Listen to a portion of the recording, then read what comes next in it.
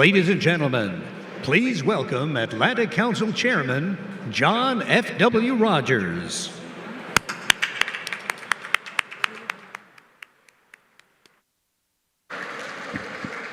Your Excellencies, ladies and gentlemen, if I can have you take your seats, we can begin our program. Good evening.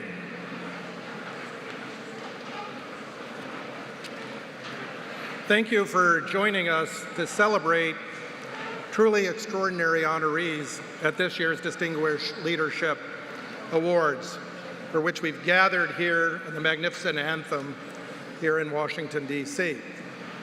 Tonight we've come together to recognize individuals who embody the pillars of the transatlantic relationship for their achievements in the fields of government, business, humanitarian, and artistic leadership. These luminaries have made exceptional and distinctive contributions across the Atlantic and around the world. And it is with great pride that the Atlantic Council invites you to join us in applauding their achievements. As we gather this evening, I don't need to tell you that we are at a pivotal moment for our global community. As Russia continues to escalate its war in Ukraine, we are witnessing the largest mobilization of military forces and the fastest growing refugee crisis in Europe since the Second World War. And every day we see images of the reckless and unnecessary loss of life and property as Ukrainians defend their country, made up of people who only want peace, stability, and the right to decide their own future. Suffice it to say that Russia's aggression runs counter to the foundational undertakings of the Atlantic Council, and this is to galvanize constructive leadership here in the United States alongside our longtime partners and allies to do nothing less than to guide and shape a better and a more prosperous world. In some respects, it might seem inevitable that the Cold War ended as it did, ushering in an era that would advance democracy and open markets in unprecedented ways. But the outcome was only possible due to a relatively consistent, principled, and self-confident United States and Europe united in a common cause. It was that determination that produced the decisive deterrent, the military strength, the magnificent example of democratic societies and open economies, and the attractive model of shared engagement in the new transatlantic and international institutions. And notwithstanding the myriad events and challenges, since I say with confidence and a great deal of admiration for all of those who have made it so, that the Atlantic Council has never been more robust operationally, substantially, and financially. And in the face of such complex, daunting, and worldwide challenges, as we enter the third calendar year of the pandemic, accompanied by economic, societal, and political dislocation, the Council's formidable strength comes at a time when our work has never been more imperative for the world order. As the United States Secretary of the Treasury, Janet Yellen, has argued during her address at the Atlantic Council earlier this spring, there is an important lesson in the fact that the Bretton Woods international financial institutions were created while World War II was still raging. Even amid global crises such as the pandemic and Russia's war in Ukraine, world leaders must think big, she said. And there is indeed no more urgent time to do so. As then, we ought not to wait for a new normal, Secretary Yellen declared. We should begin to shape a better future today. And Madam Secretary, you could not be more right.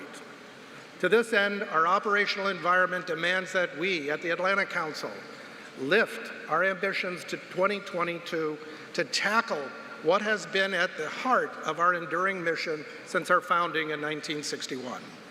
And in that spirit, we are delighted to celebrate distinguished individuals this evening whose leadership is integral to the political and private sector discourses, as well as the principles of basic humanity at this inflection point in our global community. And first, we'll bestow His Excellency Mario Draghi with the President. He was the President of the Council of Ministers of the Italian Republic, and I'm delighted to call a friend, with our Distinguished International Leadership Award.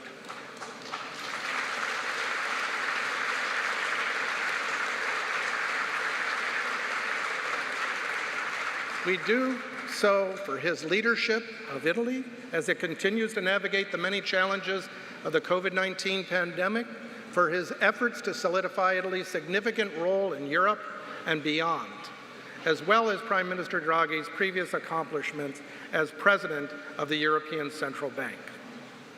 Tonight, we also present Claudio Descalzi, the Chief Executive Officer of ENI, visiting fellow at Oxford and a member of the General Council of the Confindustria, and member of the Global Board of Advisors at the Council on Foreign Relations with our Distinguished Business Leadership Award.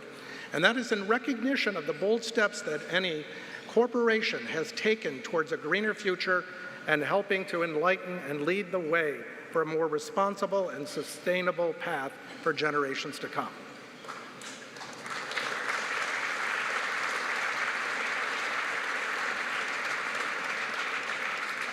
And for the first time in the history of the Council, we're going to present a distinguished award to the entire nation, the Ukrainian people, for their bravery and resilience.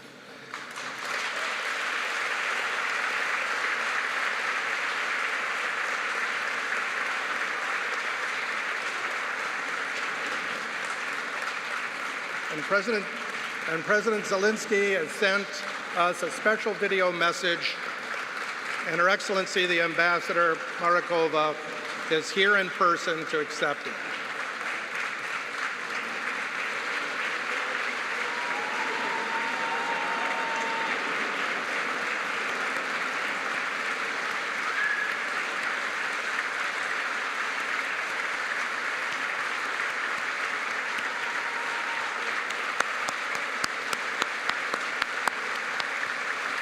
And finally, and on behalf of all Ukrainian artists, we will present our Distinguished Artistic Leadership Award to the critically acclaimed singer, songwriter, actress, and activist, Jumala, for her lyrical work and presence helping to preserve and protect Ukrainian culture and identity from the Russian invasion of her country.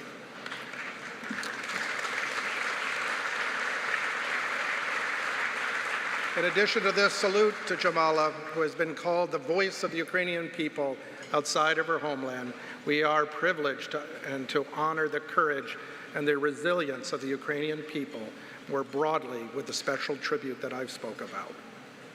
In conclusion, let me also say how deeply grateful we are to this evening's co-chairs, to the Atlantic Council's Board of Directors, and our International Advisory Board, and all the generous friends of the Atlantic Council who have gathered tonight.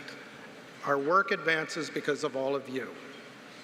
More than a singular event, tonight our collective mindset and resolve are symbolic and are a powerful statement towards a future that brings with it possibility of promise, of liberty, and hope.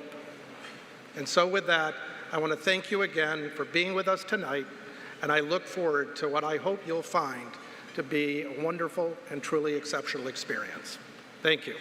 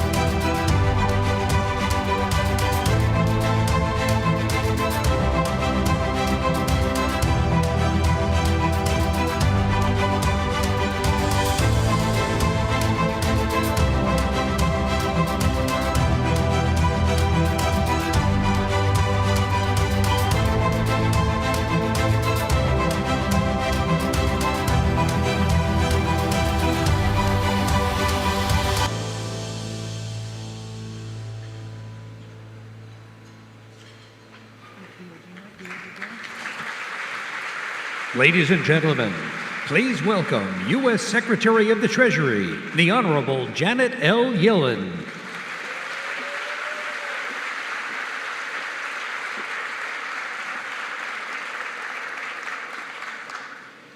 I'm deeply honored to present the Distinguished Leadership Award to my friend and longtime colleague, a gifted economist and tireless civil servant, the Prime Minister of Italy, Mario Draghi.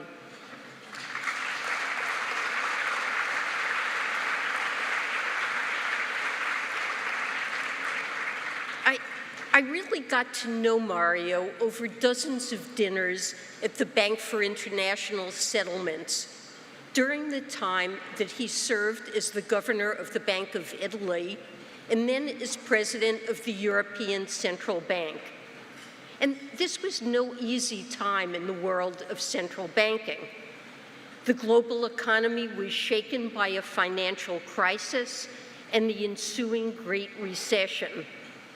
Mario was chosen as the first chair of the Financial Stability Board, a consortium created to build a stronger global financial system, one that would be less crisis-prone.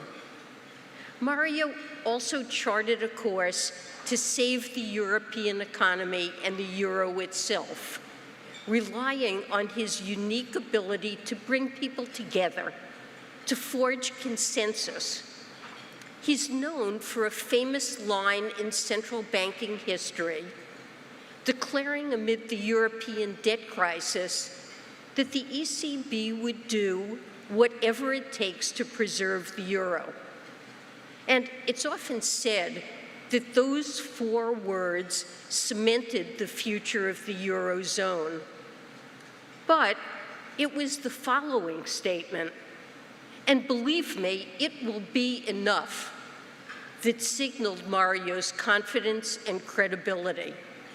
Financial markets, Europeans, and the world knew that he and the ECB could be trusted to deliver. The United States was fortunate to have Mario as a partner then, and we're grateful to have him as a partner once again. Mario jumped back into public service, becoming Prime Minister of Italy in early 2021 amid an unrelenting global pandemic and deep economic strains. In his first year, he oversaw Italy's swift vaccination campaign, a series of relief measures to help workers and businesses, and a number of politically challenging reforms to modernize and green Italy's economy. And on top of all of that, he led a successful G20 year, a true testament to his commitment to multilateralism. Now, in the face of Russia's brutal and unjustified war against Ukraine, the United States has only strengthened our cooperation with Italy and with the rest of our European and global partners to stand firmly in support of Ukraine and the values that underpin our global economic order. As we have rolled out an historic package of sanctions, I found great comfort in having a partner who deeply understands firsthand the plumbing of the international financial system, who fully internalizes the impacts and intricacies of the consequential actions we are taking. I have deeply appreciated Mario's counsel and wisdom throughout this latest challenge we are facing together. Mario, thank you for your service to Italy, to Europe, and to all of us. I am honored to have worked so closely with you, and I look forward to our continued partnership. Without further ado, I ask you to join me in congratulating His Excellency, Prime Minister Mario Draghi, as I present to him the Atlantic Council's Distinguished Leadership Award.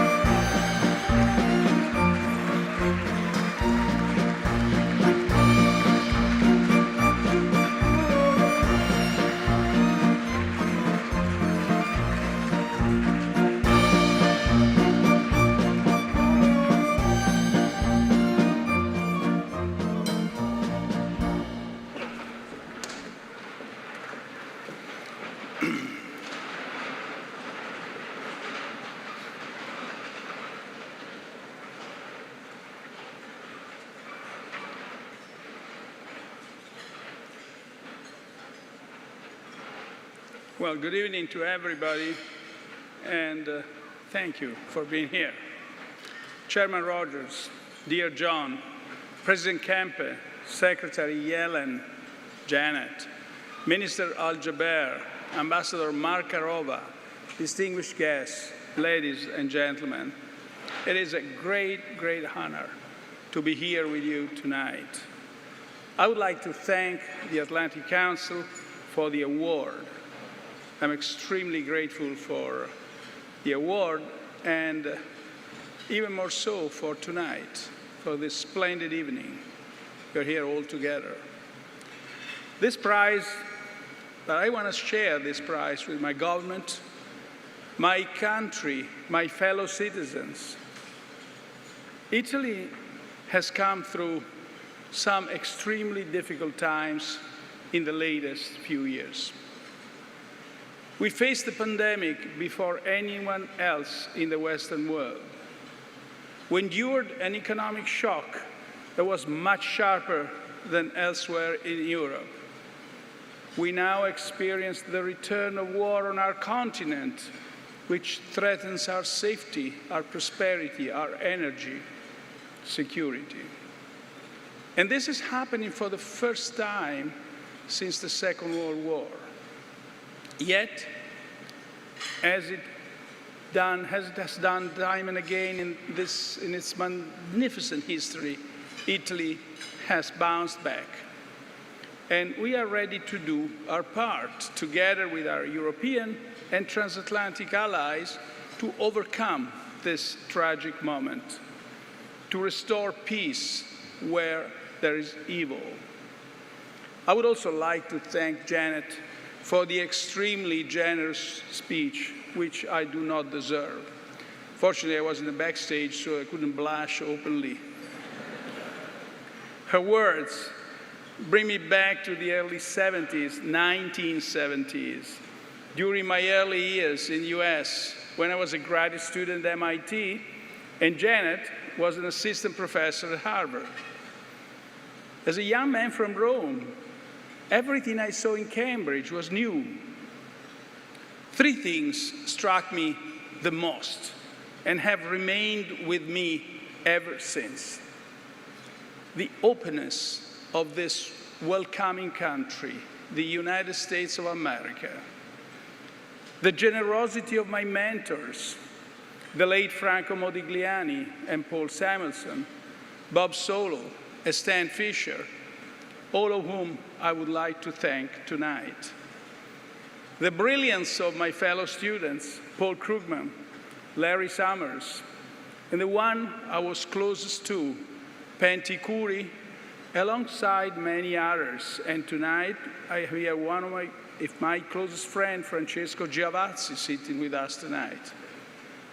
At MIT, I learned to look ahead, to think with rigor. And more than anything else, given my kind of character, to challenge conventional wisdoms, no matter how settled they are. These lessons resonate with me today as we grapple with one of the worst crises since the Second World War. Russia's invasion of Ukraine has caused what we used to call a paradigm shift in geopolitics. It has strengthened the ties between the European Union and the United States, isolated Moscow, raised deep questions for China. These changes are still ongoing, but one thing is certain. They are bound to stay with us for a long, long time. We must continue to support the bravery of the Ukrainians as they fight for their freedom and for the security of us all. We must continue to inflict costs on Russia, moving swiftly with our latest package of sanctions. But we must also do all we can to reach a ceasefire and a long-lasting peace.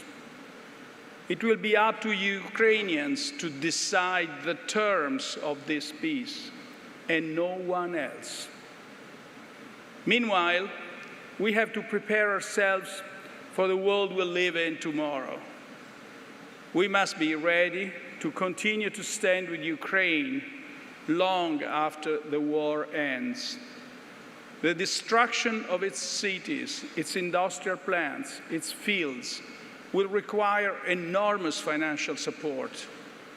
Ukraine will need its own Marshall Plan, much like the one that contributed to the special relationship between Europe and the United States. And we'll need to ensure its democratic institutions remain strong, stable, and lively. Ukraine is our friend. Ukraine will remain our friend. The difficult times started well before the war, but each of these crises carries major consequences for Europe. It carries risks, but also opportunities. Let me give you one example. The pandemic has brought the European Union together in ways that would have been unthinkable even a few months ago. I'm referring to our joint vaccination effort, a model for the world, and to the next generation EU, a first seed of that Hamiltonian moment which 2 centuries ago helped make the modern United States. The war in Ukraine has the potential to bring the European Union even closer together. It's quite clear that there is no way we can cope with the challenges, with many challenges, serious challenges that we have to face in the future years on a national basis. It's quite clear that what is needed now is a joint effort which will put us together much more than it did in the past. There is one thing I want to say. We'll have to streamline our defense spending, avoiding inefficiencies and duplications, speed up the energy transition, relaunch the economic recovery, address long-standing and new inequalities. These radical transformations require change in our institutions and may require changes in our founding treaties. We must remember the urgency of the moment, the magnitude of the challenge. This is Europe's hour, and we must seize it. The choices the European faces are brutally simple. We can be masters of our own destiny or slaves to the decisions of others. What makes me optimistic is that we know we are not alone. At a time of profound change, some things stay the same. The close relationship between the European Union and the United States, that timeless bond that strengthens us both. Thank you.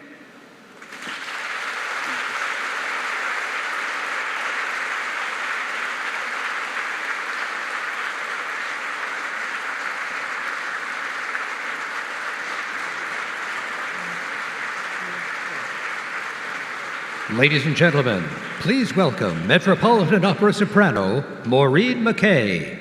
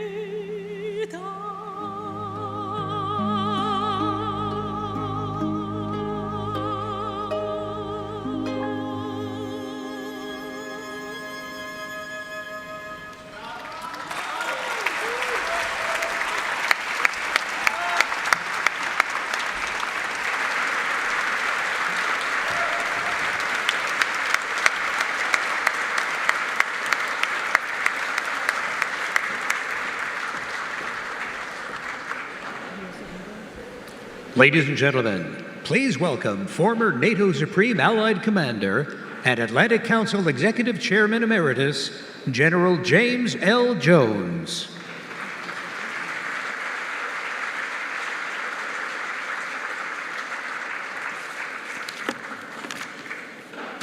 Good evening, ladies and gentlemen.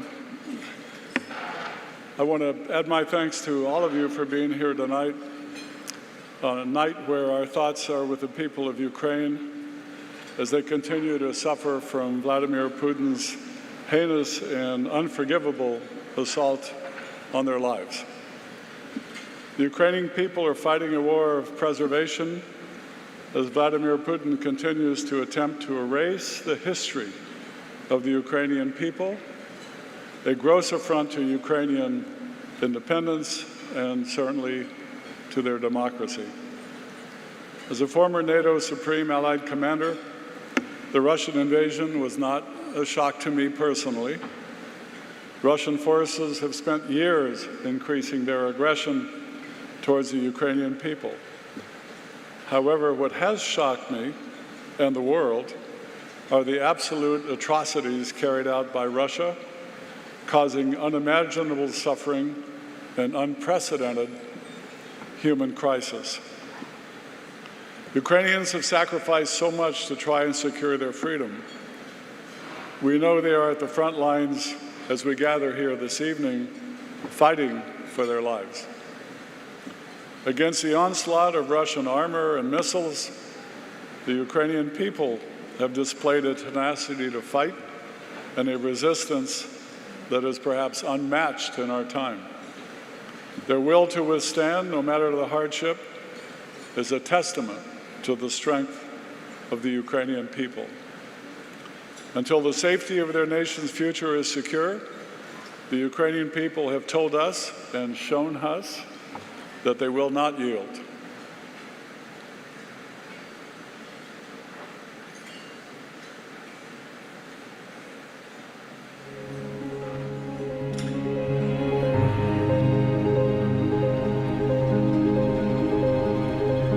War in Ukraine. It's probably hard to explain with words because some things that I have seen and witnessed, I cannot describe, but it will stay with me forever. Vladimir Putin said Ukraine was not a real country. He called it a colony with a puppet regime. He launched his full-scale war on its people on February 24th, expecting them to fall and surrender. What he didn't understand is what makes Ukraine a nation. Heroes who fight for it, families who love it, leaders who serve it. Confronting war, terror, and cruelty from the darkest catalog of human crime. A people answered with defiance, hope, and courage that called an awe-struck world to action. I had no hesitation about the decision, as we have to defend our motherland from the invader, and thousands of people are fighting for Ukraine right now. It's fundraising, work in territorial defense, it's volunteering, it's saving people when they are transported, it's hoping and helping with the organization of supply chain. From Ukraine's courageous stand, an enduring truth echoes across the earth. Free people will fight. Unafraid, unbroken, with daring, with tenacity, and with the help of millions worldwide. I work on informational front. My goal is to make sure that every single person in the world knows the truth about what's going on in Ukraine, about the war, about genocide. And every single politician knows to do the right thing to support my country. I've been running family business in Odessa since 1999. When the war started, we opened a number of centers where we accumulate humanitarian aid and send it all the way in Ukraine. What the citizens of Ukraine are showing the rest of the world is the importance of building something forward-looking and sticking to that. The Atlantic Council honors Ukraine's heroes, the fallen, the resilient, those bearing the battle, who say by their strength, whatever the weapons of war, however many the horrors, Ukraine will not be conquered. I'm feeling immense pride and optimism in the strength and resilience of people in Ukraine. Now Ukraine is fighting not only for its own sovereignty and independence, but for the safety and freedom of all Europe. The 2022 Distinguished Leadership Award belongs to the people of Ukraine, mothers and fathers, sons and daughters, young and old, living and lost. The Atlantic Council stands with them today, tomorrow, and all the days to come. With the world, we join in their proud refrain. Slava Ukraini! Glory to Ukraine and our friends who help us. Slava Ukraini! Glory to Ukraine. Glory to its heroes.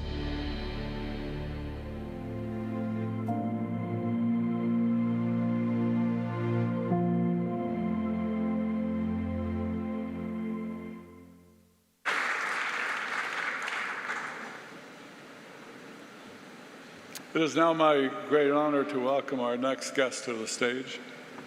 She, like the Ukrainian people, is known around the world for her strength and conviction. She's often quoted Thomas Paine's reflections on the Revolutionary War, stating that the times have found us.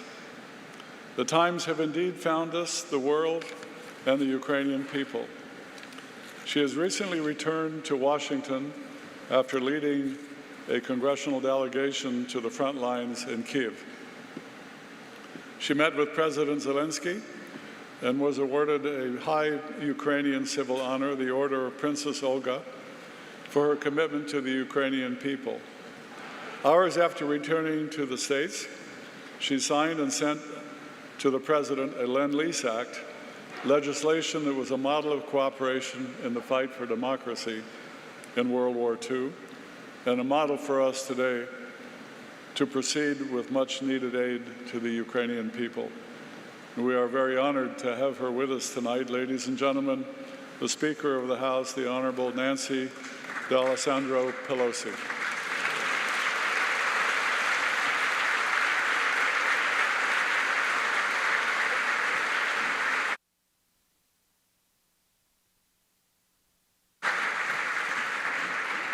Thank you, General Jones, for your kind introduction, more importantly, for your great leadership and patriotism and courage for our country. Your words were so moving about not being surprised by the assault of Russia, but the brutality of it. Thank you for so much for putting it all in perspective for us.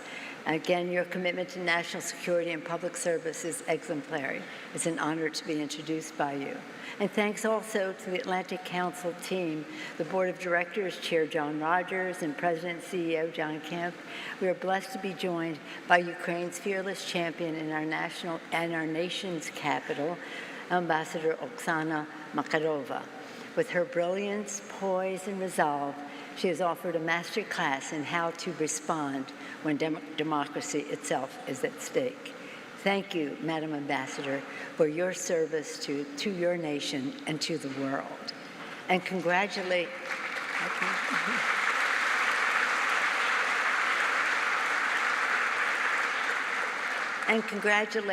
to all of the honorees. Prime Minister Mario Draghi of Italy, how proud I am as an Italian American to be on the same stage that he was on and heard his very poignant and wise remarks. Congratulations, Mr. Prime Minister. And that's applause too.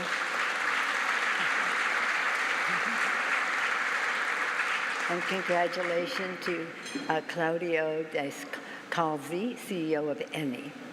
I'm here, though, to talk about the Ukrainian artist.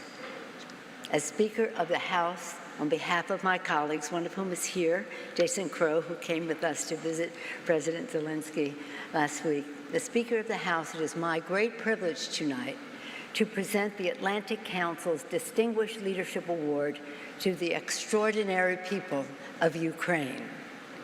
Each and every day, the world remains in awe of the bravery, heroism, and determination of the Ukrainian people, enduring unimaginable suffering and facing long odds to victory.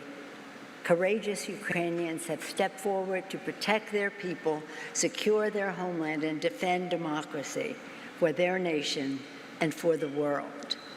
Make no mistake, the fight for freedom in Ukraine is a fight for freedom in the world.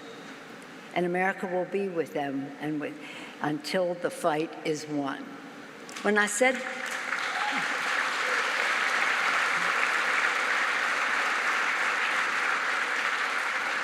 that to the president of Ukraine when we were there, until victory is won, he said, 1 month. 1 month. Presentation of this award tonight is elevated by the presence of members of our recent congressional delegation to Poland and Ukraine. I mentioned Jason Crow. There we had the high honor of meeting with President Zelensky, and we expressed our endless respect for his leadership and for the admiration of his people. And yes, General, I did tell him that the times had found him, just as the Thomas Paine said the times had found our revolutionary heroes so many years ago.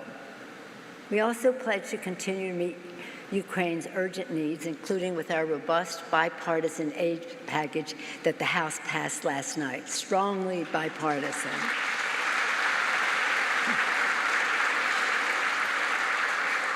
And with the recognition of this special award, we take another step to honor their fight for freedom. And now, it is my great honor to present this award to the people of Ukraine for their strength and resilience. But first, we are honored to have video remarks from President Zelensky, and to accept the award in person here tonight, please welcome Ambassador Makarova to the stage.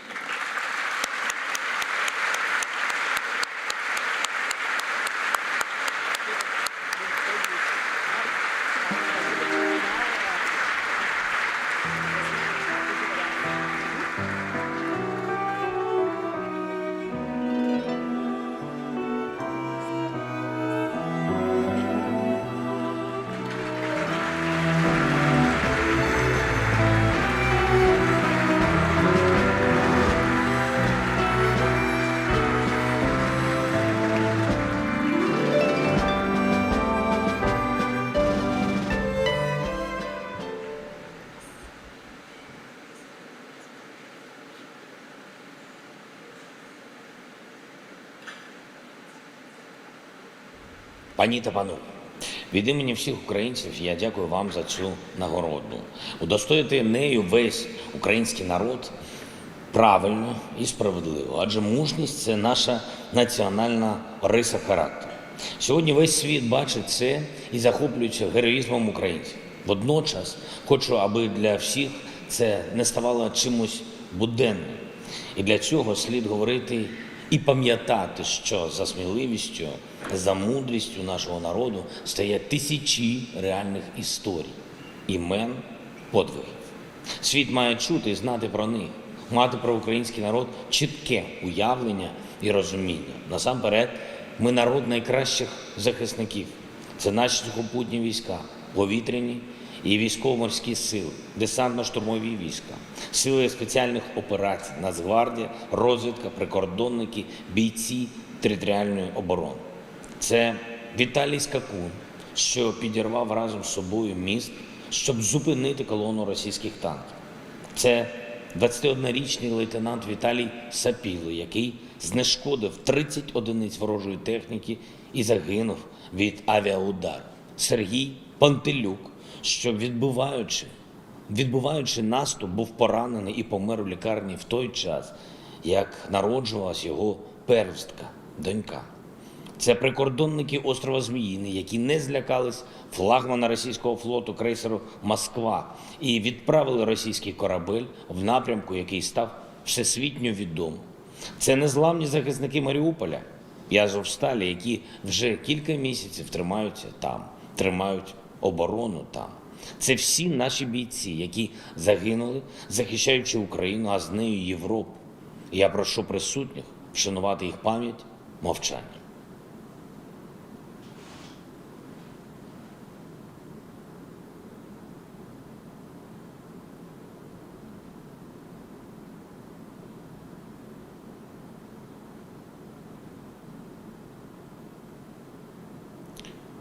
Дякую. Український народ – це люди, які не шкодують себе заради інших. Це бойовий медик Діана Кукурудзяк, яка за день витягла з поля бою 16 поранених бійців. Фельдшер Сергій Чорнобривець у Маріуполі, що від початку війни залишався на чергуванні 22 доби поспіль. Український народ – це народ сміливих дітей. Це 11-річний Максим, який нічого не сказав мамі, втік з дому і прийшов проситись у територіальну оборону. Це 7-річна Варя з Кропивницького, яка, збираючи на бронежилети, віддала гроші, що складала на смартфон, а потім продавала квіти і малюнки. Це 15-річна дівчина з Луганщини, яка вела авто з простріляними ногами і вивезла 4 поранених. 15-річний юнак, який 3 кілометри ніс поранену маму на руках до пункту евакуації. Наш народ – це також літні люди, що пережили забагато випробувань. Це Борис Романченко, який пройшов пекло Бухенвальду і загинув у 96 років у себе вдома під час обстрілу Харкова з боку Російської Федерації. Це Ванда Об'єдкова, яка дитиною, ховаючись у підвалі, пережила Голокост і нацистську окупацію Маріуполя. У 2014-му побачила другу окупацію міста, а цьогоріч третю. У свої 91 вона знову мусила ховатись у підвалі, де померла на 40-й день війни. Це 87-літня Галина Кодубей з Миколаївщини, яка лишилась єдиною і останньою жителькою у своєму селі, але відмовилась його покидати. Український народ – це народ, де сотні тисяч воюють, а мільйони допомагають. Це бізнес, який переорієнтувався на потреби країни. Дизайнери одягу шиють військову форму. Ресторатори годують безкоштовними обідами. Пекарні печуть хліб для переселенців і самотніх людей. Це професор університету, який в окопі продовжує читати лекції своїм студентам. Скрипачка, яка грає для людей під час повітряної тривоги у бомбосховищі. Це мирні жителі українських міст, мирні жителі сіл, які ставали живою стіною на шляху окупантів, зупиняли військову техніку, розвертали танки у зворотньому напрямку. Це жителі Демидівки, які затопили власне село, щоб не пустити окупанта в Київ.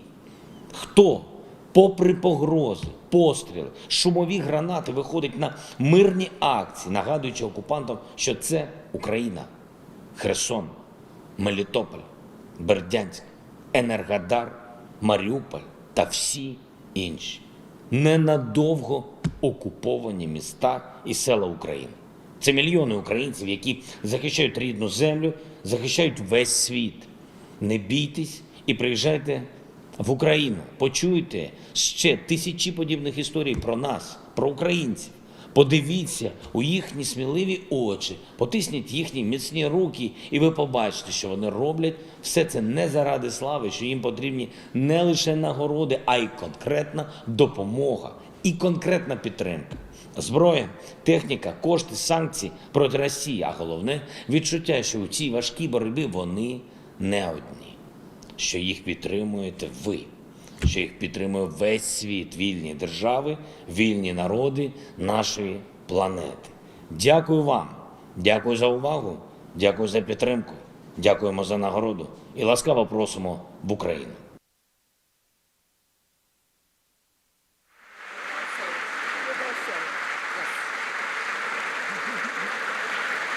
Repeat after us. Yes. Слава Україні! Say it again. Слава Україні! Thank you.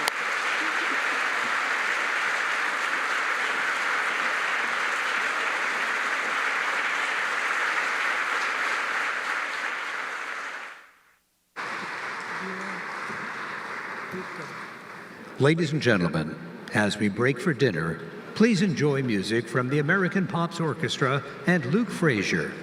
The program will resume after a short break.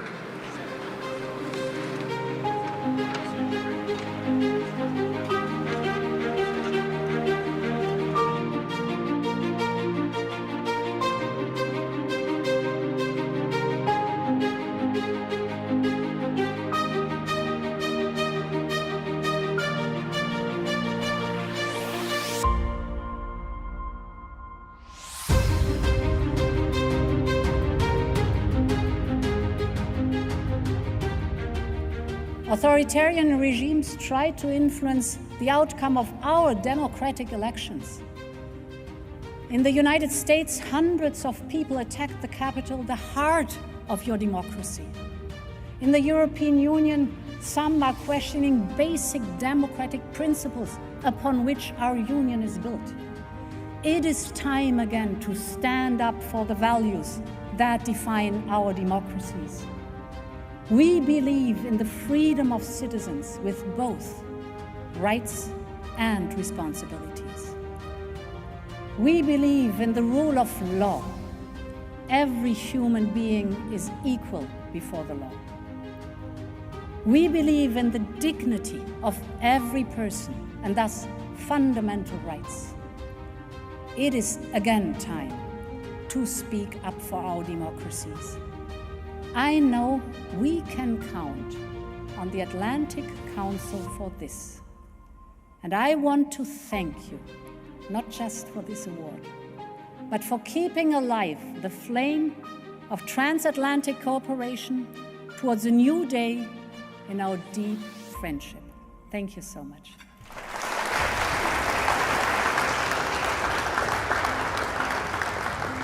Kosovo is also the youngest country in Europe in another way. We are just 13 short years into our journey of independence. And as part of a strong international community, we will thrive emotionally, we will thrive economically and culturally. It's in our DNA.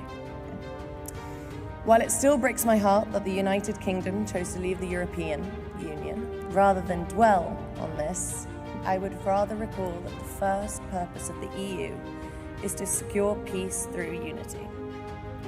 Wouldn't it be fitting if Kosovo could take its place within that peaceful union, thrive economically alongside our neighbours, and heal the hurt of recent conflict? With that vision in mind, thank you.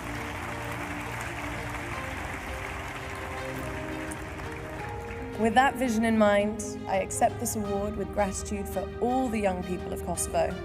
And to receive it on their behalf, I would like to invite Kosovo's own young leader, Her Excellency President Vjosa Osmani, to the stage. Tonight we celebrate the successes and achievements of Dua and the other honorees. You know, Dua in our language means love.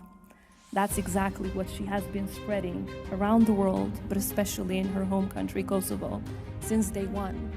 I really look forward to meeting as many of you in other occasions in the future, when we will gather to celebrate upcoming successes of Kosovo and our superstar youth. In this journey, we really hope to have you by our side. So thank you to the Atlantic Council for honoring our remarkable Dua. Dua, thank you so much for turning the eyes of the world to Kosovo. Thank you all for a wonderful night, and good night.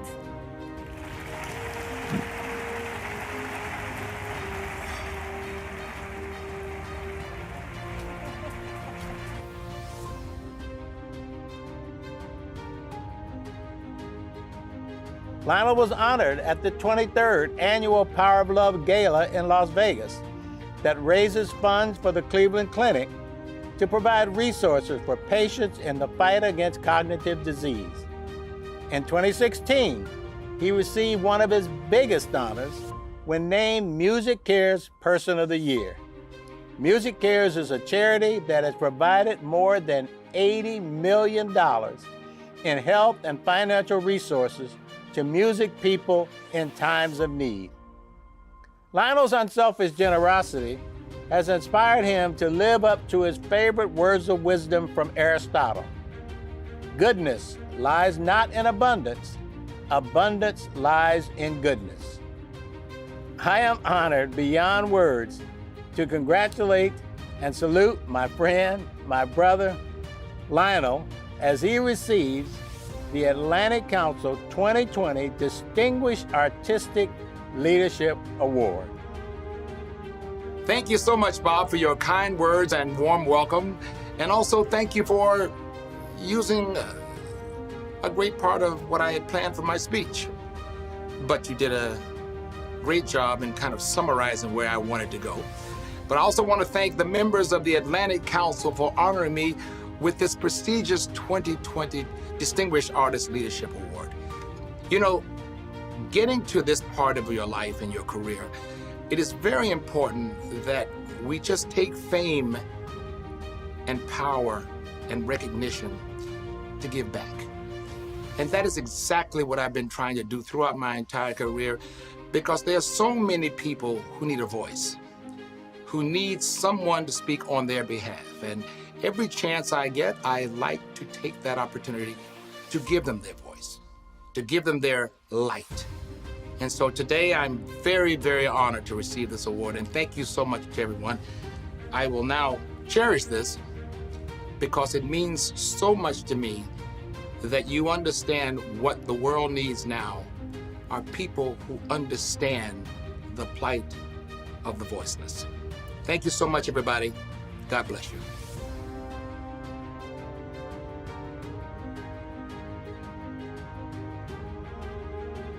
Gloria has sold more than 100 million albums and had 38 #1 Billboard hits. And how's this for a coincidence tonight?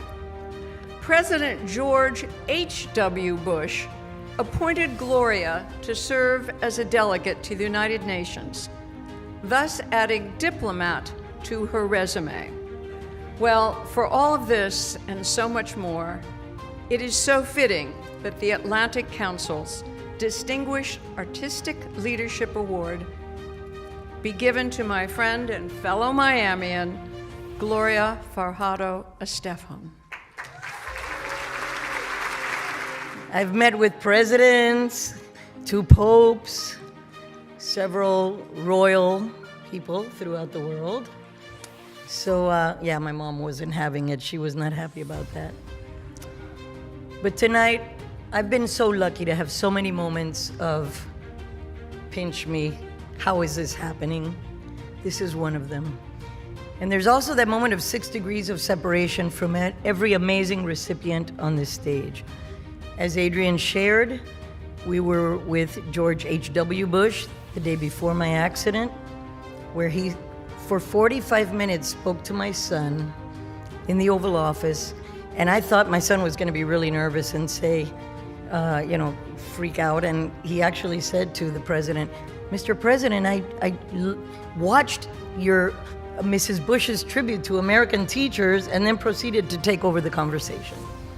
They're a very warm and beautiful family. And George W. Bush, who was here, Emilio, my husband, who, baby, I wouldn't be here without you. We wouldn't be here without each other. He's over there. We will be married for 40 years this September. Yes. Together 43. He was my first and only. He got a good deal. Come on, in the 70s, I think he found the last remaining virgin at that time. He was a Catholic schoolgirl, what can I tell you? But we had the opportunity to meet the president, and I wanted to take my mother to meet him on one of those opportunities. And my mother was so far right, she was left. She's a Cuban, extremely right-wing. So we're standing there waiting for the president to come in, and I tell her, Mom, be on your best behavior. My mom was a force to be reckoned with. And at that time, we had just, one of our planes, our high-tech planes from the United States, had landed in China, and they had kind of confiscated it. And were trying to charge us money to get it back. So I knew my mother had a beef about that issue. And I warned her, Mom, please be on your best behavior. You're meeting the president, give him a break. So Mr. President comes in, and she's standing in line, and the first thing she says to him is, don't pay the Chinese. Emilio turns to my husband and says, that's your mother-in-law? I feel for you, buddy. So that's the amazing President George W. Bush. Howard Schultz, what an incredible speech that he gave. What an example. Although I still think Estefan Kitchen does a Cuban coffee way better than Starbucks. Gonna have to give him some pointers on that ground. General, my dad served, as you heard, in the U.S. Army, and I'm an Army brat, so your uniform really impresses me. Thank you so much for your service and for the amazing job that you've done. And Cindy, thank you, because my mother sacrificed a lot to have her husband serve his two countries, Cuba, where he served in Bay of Pigs and was a political prisoner for 2 years, in the United States Army that he served with honor and so much love for the freedom that this country gave us, a freedom that I still appreciate so much and defend whenever I can, because I think that the immigrants that come to this country oftentimes really appreciate what we have much more so than people that have been here for generations, and realize it's the truth. And realize that these freedoms have to be defended every moment, that it is not a given, that everything that we have, we need to defend and honor. And for me, that has always been my moving force. I've been so lucky that through our music, we've been able to bridge instead of build walls, as the amazing Howard Schultz said. We've been able to live our lives in a part of life that celebrates what we share as human beings. Music rarely separates us. It's not politics, it's not religion. It's something that reaches across into the hearts of people all over the world. And it didn't matter what language we were singing in. Somehow the rhythm got them. And I'm very happy for that. And I'm not going to, keep you here longer. I know you have jobs that are important to get to tomorrow. But a few years ago, I told my husband, Emilio, I said, I wish I could clone myself. And hello, I figured out how to do it. I have 3 amazing Glorias all over the globe right now, doing our life story in the amazing On Your Feet. And tonight, as Adrian said, we are going to have the Gloria that established this amazing role on Broadway for 2 years. I don't know how she did it. It was a tough gig. She's going to be performing for you tonight. And Ana Villafañe, who is an amazing singer, actress, and she has been able to go out there and do my job for me, which I am very appreciative of. But like I said, moments like these where I look around and I think, oh my gosh, I was 2 years old when I came to this country with all the dreams that my father had for us, for my life, that my mother had. She had a PhD in education in Cuba, and she came here and revalidated her credentials and served as a teacher for 25 years. She was the union rep for the public school system in her school, and she was someone that defended this country as much as my dad did. And I will do that until the day I die, because I believe in this country. And the fact that the Atlantic Council, the fact that they exist, gives me only hope for the future, because the bottom line is that we are all together. We are all in this together. And no matter what happens, no matter what challenges we face in the world, in this country, when there are people trying to get together, trying to work it out, trying to understand each other, trying to make bridges, then I know that we're in a good place. So I am so incredibly honored and thrilled to be receiving this award. And I cannot tell you enough how much I love this country, how much I am proud of having grown up here, how much I try to be emblematic of that freedom through my songs that I write, celebrating freedom of speech, celebrating the things that I've grown up, thankfully, in this country experiencing. All I can tell you is that I am beyond honored and privileged to receive this award, especially in the company of the recipients of this year and also everyone in this room that is so incredibly important to our nation and has done so much. So thank you very much. I really appreciate it. Thank you, Adrian. Thank you, Atlantic Council. Thank you, all of you. Thank you to all the recipients with me. Thank you. In 2001, almost 3,000 people were killed in the 9/11 attacks. And the intelligence community predicted that 9/11 would be the first of a series of mass casualty attacks on the U.S. homeland, and that some of them could involve weapons of mass destruction. These dire predictions did not come true. Instead, our nation strengthened its defenses at home and took the fight to our terrorist enemies abroad, so we did not have to fight them here at home. And as of today, there have been no further 9/11 style mass casualty attacks on the American homeland.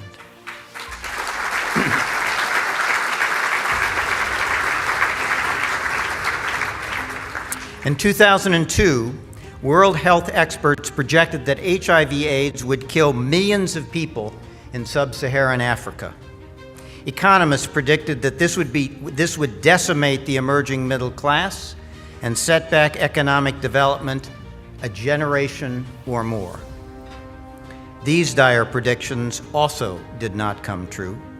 Instead, our nation helped launch both the Global Fund to fight AIDS, TB, and malaria, and a bilateral American effort called PEPFAR, the President's Emergency Plan for AIDS Relief. Under this program, over 85 million people have been tested for HIV/AIDS, and over 13 million people have received treatment, compared to only 50,000 people in Africa receiving treatment when PEPFAR began.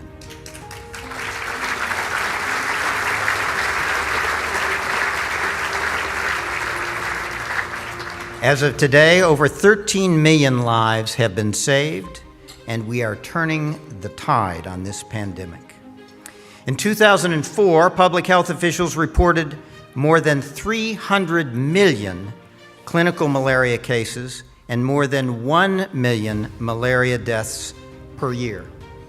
The common expectation was that these numbers would only increase, but these dire predictions also did not come true.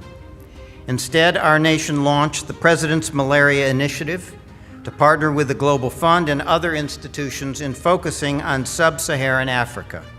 And as of today, more than 6.8 million malaria deaths have been averted, and 1 billion malaria cases have been prevented in what Nobel laureate economists call the best return on investment on the planet.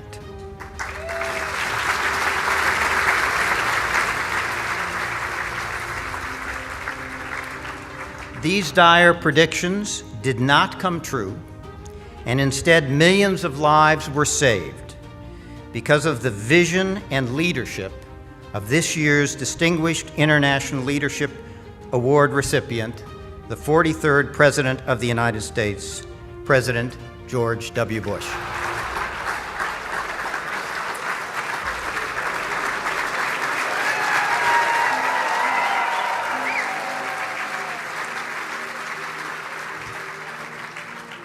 Laura, sorry she can't be here. She sends her very best. She's doing great. And so does a previous Atlantic Council honoree, man I call 41, sometimes, usually call him Dad. He's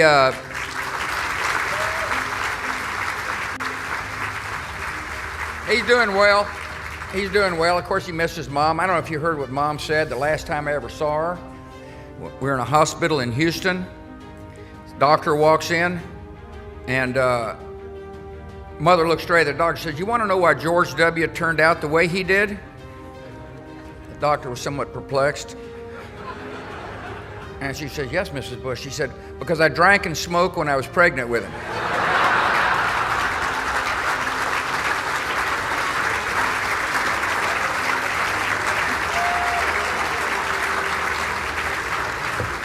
My whole family thanks you for your prayers and condolences. All was well with her soul, and all is well with ours.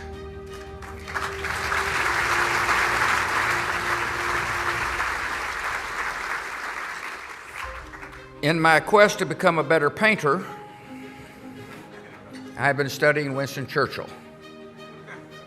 It occurred to me that I am receiving a special award on a special date, May 10th, the date in 1940 on which the man who coined the term special relationship became Prime Minister of Great Britain. In his first address as the Prime Minister, Churchill said, "I hope I may be pardoned if I do not address the House at any length today. I'm going to show you the same courtesy."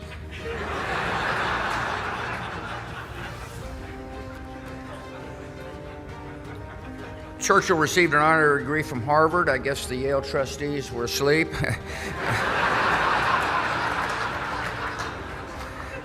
He spoke about the ties of blood and history and common values that bind our nations together: law, language, literature, justice, compassion, morality, and above all, a love of freedom that connects us across the Atlantic.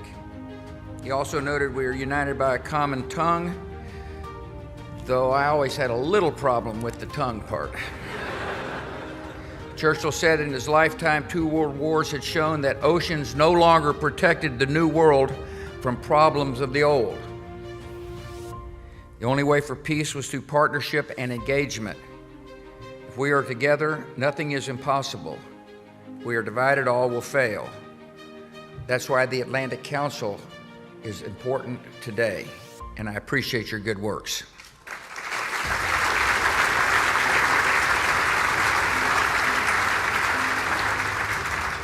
Very important for our fellow citizens to remember these words from Winston Churchill.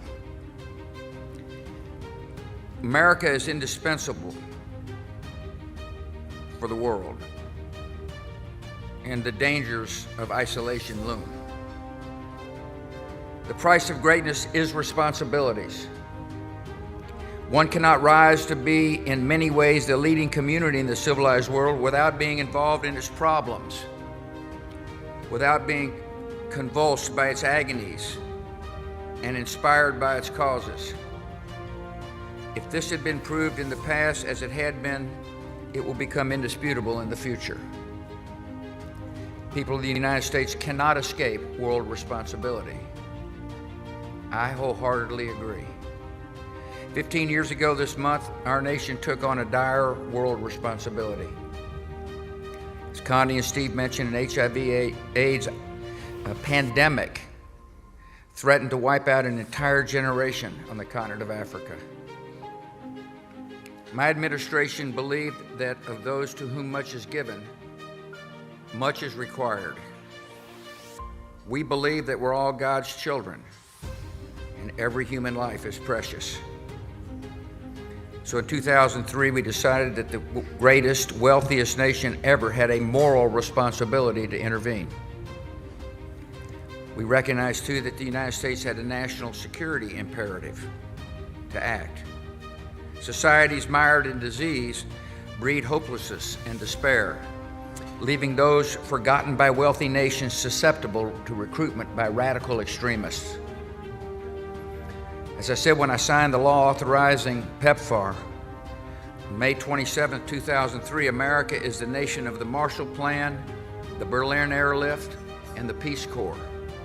As we saw on 9/11, how people live overseas can affect us here at home.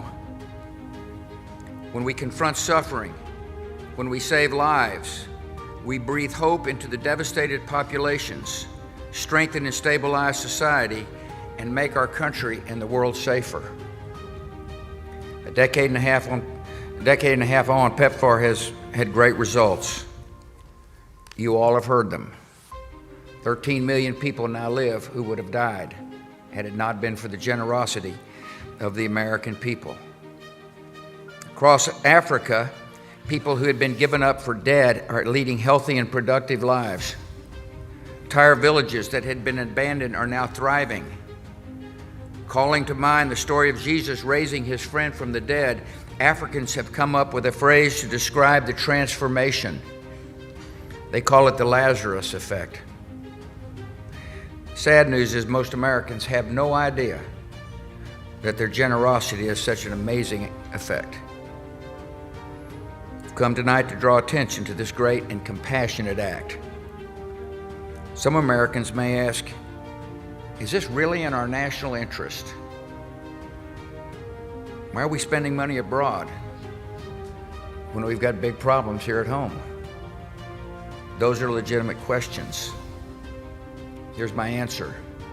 I believe that spending less than 0.2% of our federal budget to save millions of lives is the moral, the practical, and in the national security interests of the United States.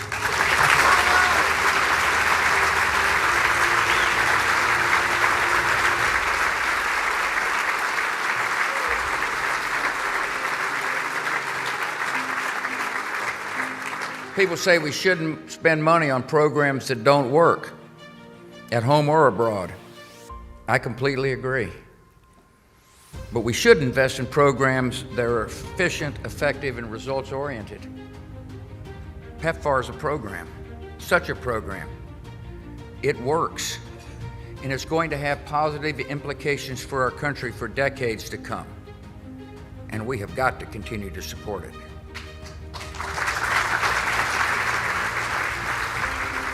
So,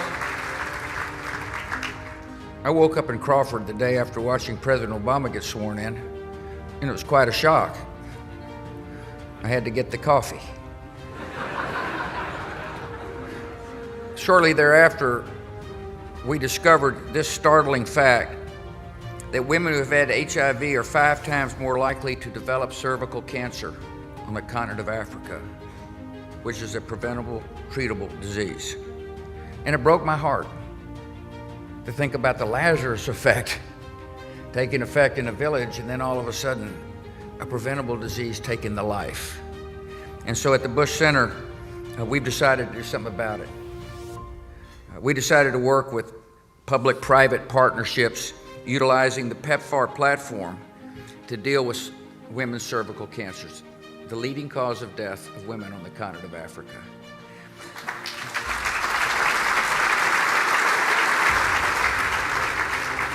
500,000 women have been screened, 32,000 have been treated for lesions, 147,000 have been vaccinated against HPV, the virus most responsible for most cases of death.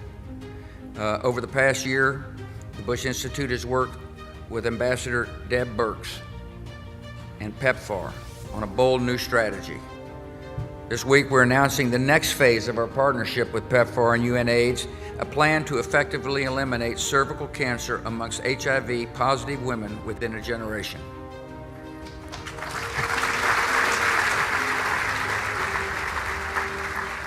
Laura and I have been over to Africa 5 times since we left Washington. I wish a lot of our citizens could go and realize how appreciative the people are for our generosity. It's the best kind of diplomacy there is. It's soft power at its most beautiful. We were recently in a clinic in Namibia, and it's a maternity clinic, and there were like 120 women, all who had HIV/AIDS, with their babies, not one of which had HIV.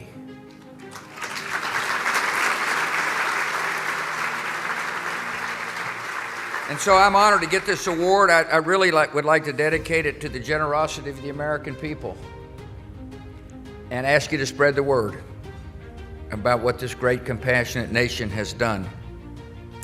I want to conclude by talking about that speech Churchill gave at Harvard. Nothing wrong with Harvard.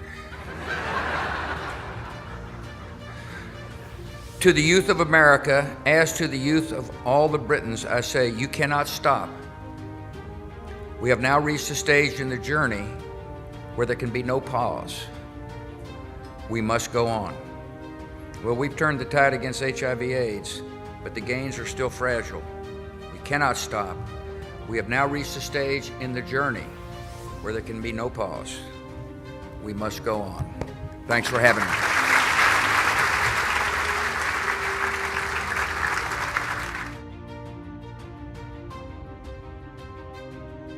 Secretary General Stoltenberg has made clear that NATO's European members are fully behind the alliance and that each member must meet its obligations, including to Article 5, fully and without fail.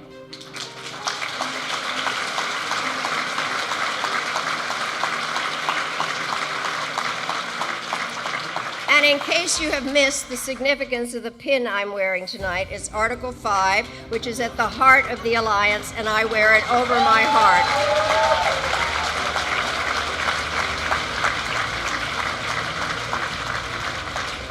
In the coming months, as NATO approaches its own 70th anniversary, the Secretary General will be grappling with many competing ideas about NATO's purpose, direction, organization, and future tasks. The stakes are high because NATO is not just the world's most successful military and political alliance. It is also the only organization of its kind. NATO is a unique and indispensable contributor to global security. Born of Truman and Marshall, but defended and shaped for the better by Reagan, Bush, Clinton, and Obama. Its continued effectiveness and America's continued support for it should be a matter of urgent concern to us all, and especially to those of the Atlantic Council. I'm personally grateful, therefore, that the alliance is led by a person of long experience, inspiring vision, and great energy. Please join me in welcoming my friend and the recipient of the Atlantic Council's Distinguished International Leadership Award, NATO Secretary General Jens Stoltenberg. Thank you so much, Madeleine, for those nice words and for the kind introduction. You have always been a very outspoken champion of NATO, and as well as an inspirational colleague and friend. I would also like to start by thanking Fred and Damon and the entire Atlantic Council team. Thank you for this honor, and thank you for your steadfast leadership in support of a strong transatlantic alliance. Let me also congratulate the other honorees, Her Royal Highness Aya bin Al Hussein, William Ford Jr., Renee Fleming, and also Admiral Michelle Howard, with whom I recently visited Allied troops in Kosovo, and who is doing a superb job as head of NATO's Joint Forces Command in Naples. This award means a great deal for me, because I am a truly Atlanticist in every sense of the word. Because for Norwegians, our identity, our history is about the Atlantic Ocean. Norway is, as you know, a very narrow strip of land with a very long coast, many fjords, a lot of mountains, and some reindeer. And as Vikings, we used to sail the Atlantic. We were the first Europeans to discover America.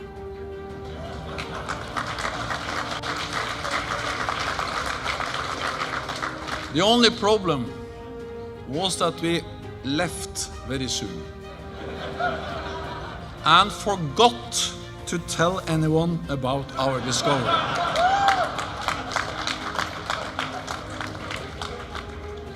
To this day, Norway remains a maritime nation, so I have never quite understood the expression oceans apart. To me, oceans bring people together, and I know this from my own experience. In fact, transatlantic means something very personal for me and my family.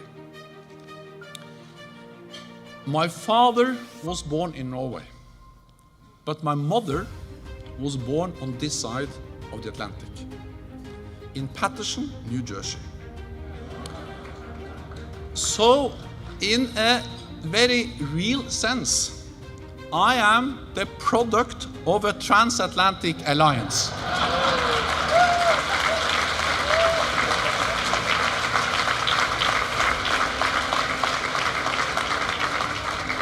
And I spent my first 2 years of my life in San Francisco.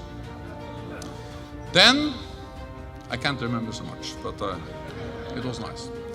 Then, growing up in Norway during the Cold War, we slept soundly at night, knowing that NATO, the good guys, were there to protect us. As a young conscript in the Norwegian army, I was trained to hold out until our Atlantic allies would come to our aid. We knew we were not alone. That is what NATO is all about. Our Article 5 commitment, one for all and all for one. And one more nation has just made that commitment. Earlier today, I was pleased to welcome Montenegro as the 29th member of our transatlantic family.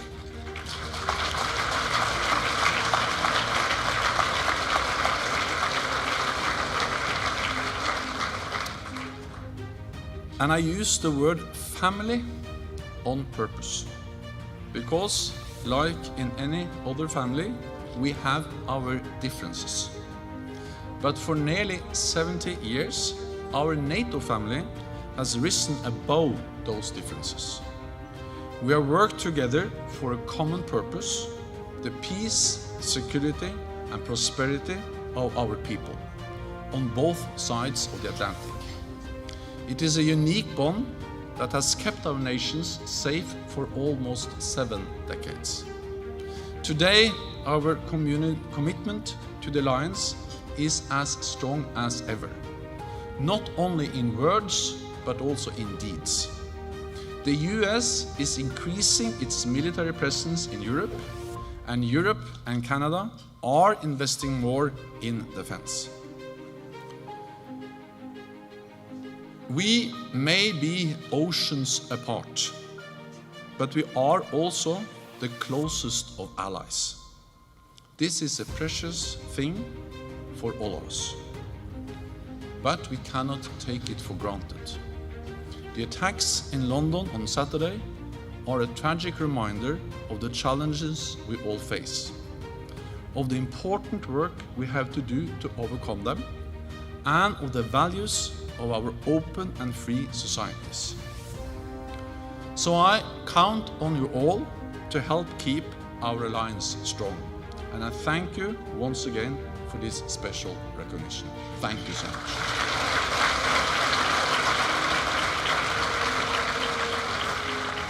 For many years, as she's traveled the globe, she has met with many, many heads of state. From President Obama, she performed before the Queen Elizabeth. She was in Japan and performed before the Empress of Japan with Placido Domingo.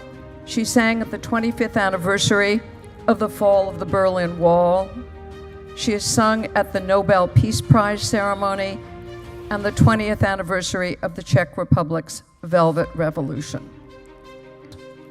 She is truly a dynamo on and off the stage. And so, without further ado, I would like to present the Atlantic Council's Distinguished Artistic Leadership Award to Renee Fleming. Atlantic Council leadership and fellow honorees and esteemed guests. Oh, it's truly an honor to be in your presence this evening and to receive this Distinguished Leadership Award. I was thinking about what it takes to get on stage. It's mastering a very unruly instrument made up entirely of involuntary muscles, and we have to work hard to achieve a virtuosity that is typically unamplified, the voice. And with this mastery, singers tour the world, We are first in concert halls and opera houses, major capitals, and then to farther shores. At a key point in my education, I received inspiration from my Fulbright scholarship to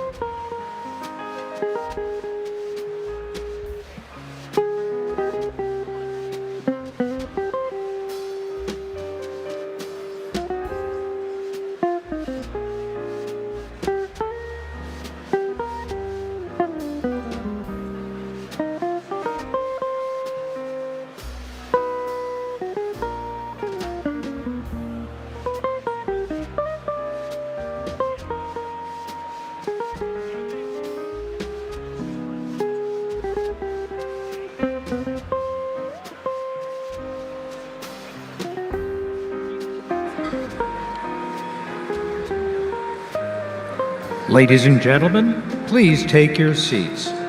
The program is about to begin.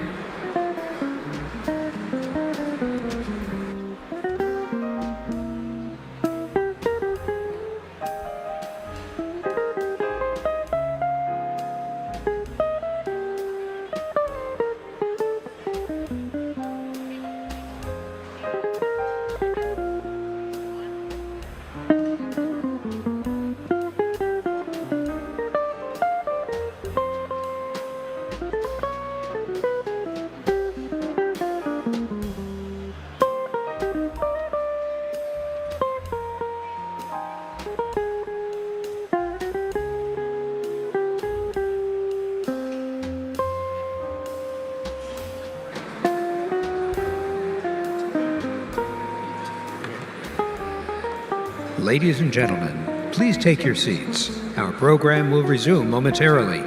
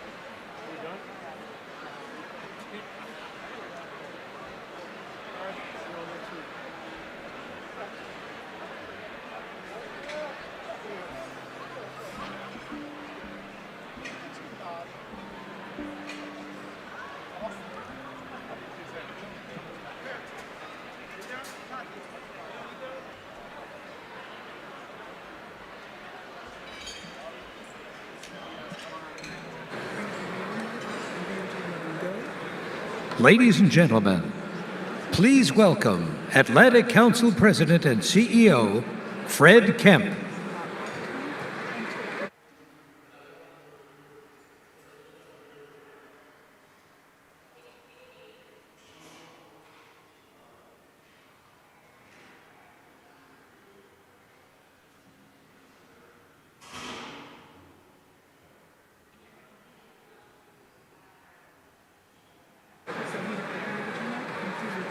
Repeat. Ladies and gentlemen, here's Atlantic Council President and CEO, Fred Kemp.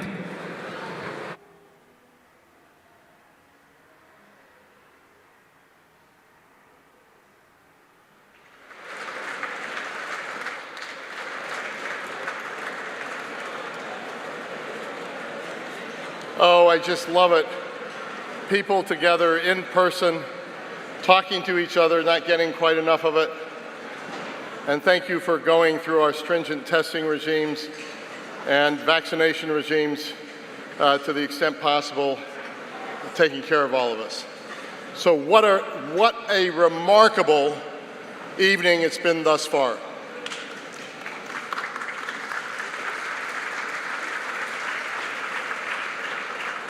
Congratulations first to Italian Prime Minister Mario Draghi on receiving the Atlantic Council's highest honor. Mr. Prime Minister, thank you for your leadership. Thank you to the Ukrainian people and President Zelensky for inspiring us with your bravery and resilience, reminding us not only that our freedoms are very fragile, but also that our freedoms are worth fighting and worth dying for.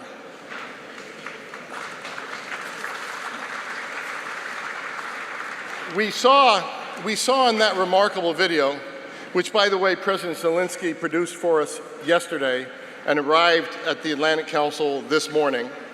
We saw in that remarkable video President Zelensky's extraordinary leadership skills in rallying his country. Most recently, his leadership was evident in the successful efforts to rescue civilians from the Azovstal complex in Mariupol, and his ongoing efforts to save the heroic fighters in Mariupol, which we should support energetically.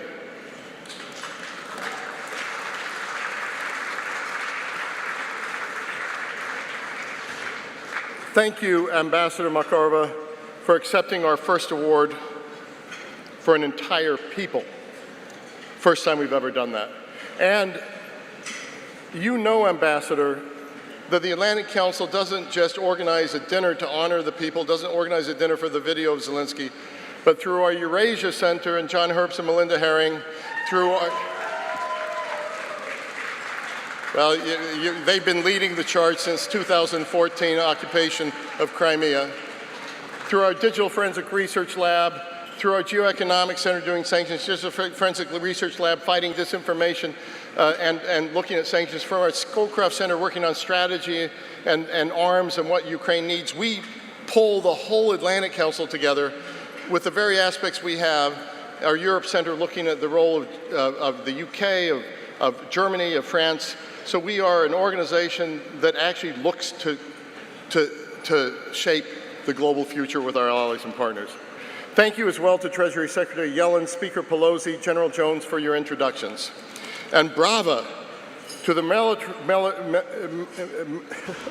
Metropolitan, it's written on my cards, Metropolitical Opera.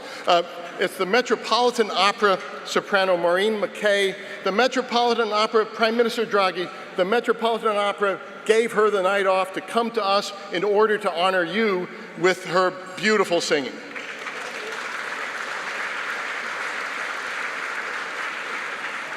And as always, thanks to Luke Frazier and the American Pops Orchestra, and also the remarkable Robert Pullen.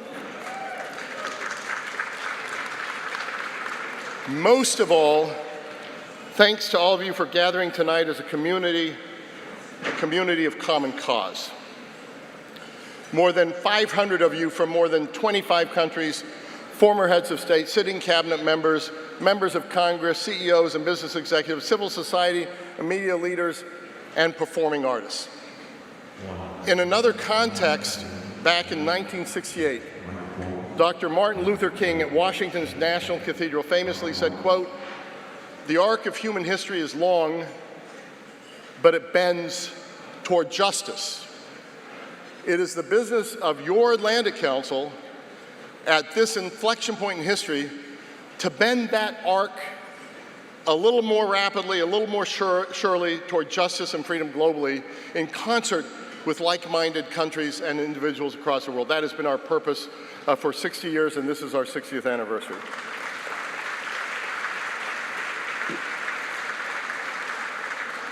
Our mission has always been to shape the global future together with partners and allies.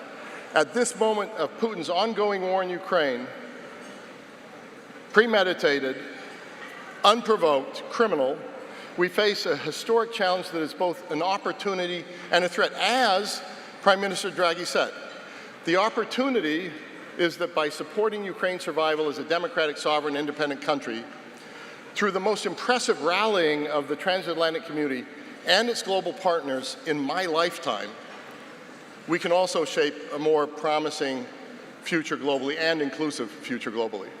It could be a future where the sanctity of borders, human rights, individual freedoms, human progress, and rule of law triumph over the law of the jungle. In that spirit, I want to thank tonight's dinner co-chairs, the co-chairs who are in attendance. Please stand as I call your names, but also I'd ask the audience to hold your applause. We're actually pretty happy to say it's a very long list. I think my finance chair, George Lund, is the happiest person in the room tonight. And it's one that provides us the wherewithal to do our work, so thank you so much for being here. Here are our co-chairs for the evening. Adrian Arsht, Airbus. I knew you wouldn't be able to hold your applause. Airbus, represented by Jeff Diddle. Bank of America and Larry DeRita. Beretta, represented by Francesco Valente and Stefano Itri. Ahmed Shirai. Chevron and Karen Knutson. Edelman, represented by Richard Edelman. Eni, represented by tonight's honoree, Claudia Descalzi, who you'll hear from in a moment. Fincantieri, represented by Giampiero Massolo. Georgetown Entertainment, represented by Franco Nuschese. Goldman Sachs, represented by our board chairman, John F.W. Rogers. Baha Hariri, represented by Safi Kahlo. Hunt Consolidated, represented by Hunter Hunt. Kirkland Ellis, represented by Ivan Schleger.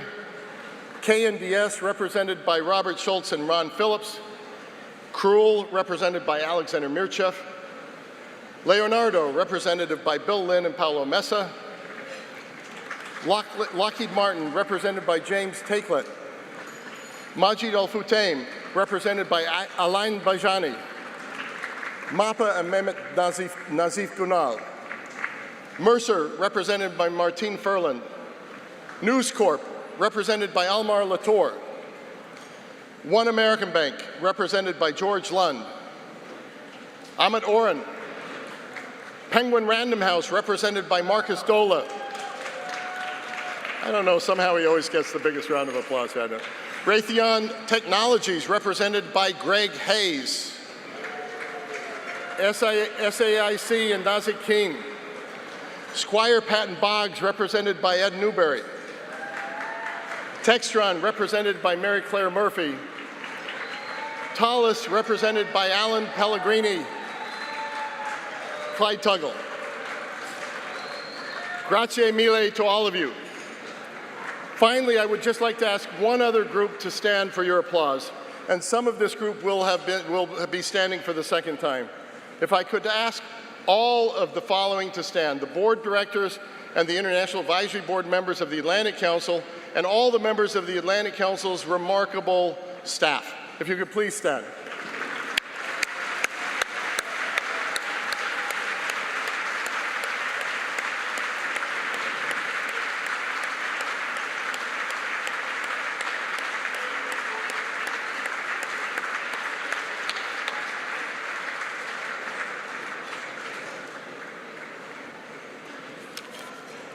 I am honored to work with all of you. Best team in the world.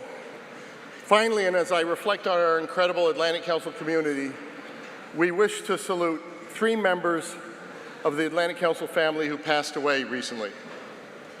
Peter Ackerman, DeVere Pearson, and of course, Secretary Madeleine Albright. Peter served as an executive committee member of our board and chair of our Personnel and Compensation Committee. He was a passionate fighter for freedom through our work with him in the Scowcroft Center and through his highly effective work on nonviolent civil resistance. There are few people you can say this about, but I loved the work we did together, but most of all, I loved our disagreements. They were always intelligent and spirited debates.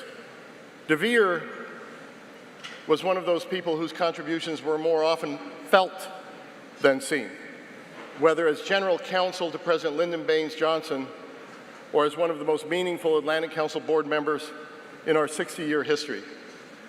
He served on the board for 27 years, much of that time on the executive committee, chairing our Personnel and Compensation Committee during almost my entire time at the Atlantic Council. The tougher the challenge, the more effective was DeVere's always calm and wise response. We will miss both Peter and DeVere. As you'll see by the slides that I hope will now be running on the screen, Secretary Albright played an ongoing role at the Atlantic Council, speaking and leading task forces on everything from the future of Europe and Afghanistan to major work on the Middle East, chaired together with Steve Hadley. They were our bipartisan group. The Democrat Madeleine Albright, the Republican Steve Hadley, very often not agreeing with each other, but knowing that all good in America happens in the center, happens among radical centrists.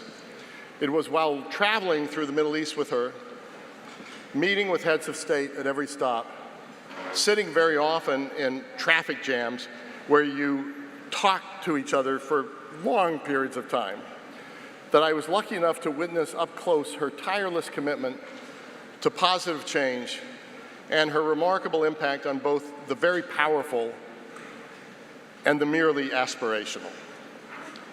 At almost every stop, and by popular demand, she would meet with young women in these countries, often at the end of the arduous day. We have many friends here from the Middle East, so you know very often when you have the security details leading your driving through town in a place like Riyadh, sometimes it doesn't actually get you faster to where you're trying to get. So we talked for a long period of time.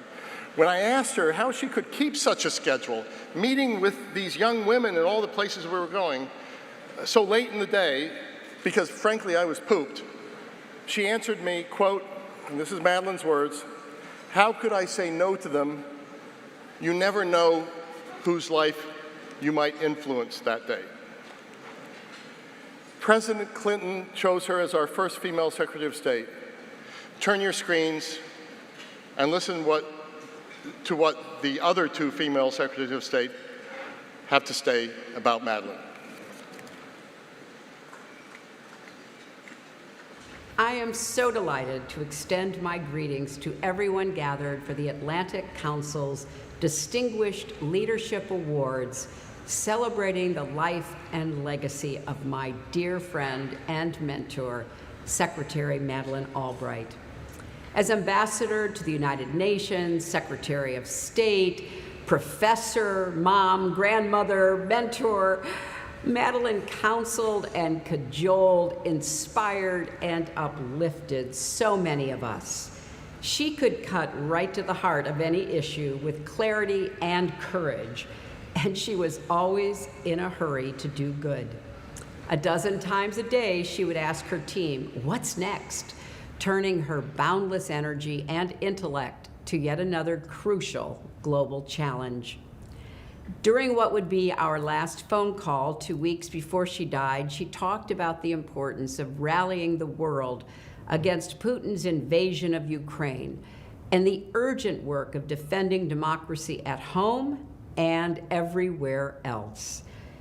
If Madeline were here today, I think she'd tell us that we too must be in a hurry to do good, to stand up to dictators and demagogues, from the battlefields of Ukraine to the halls of our very own capital, to stand up for women's rights and the autonomy to determine our own lives, and to live up to the ideals of the country she loved and served. Thank you all so much for giving me a chance to add my words of praise and honor on behalf of dear Madeline.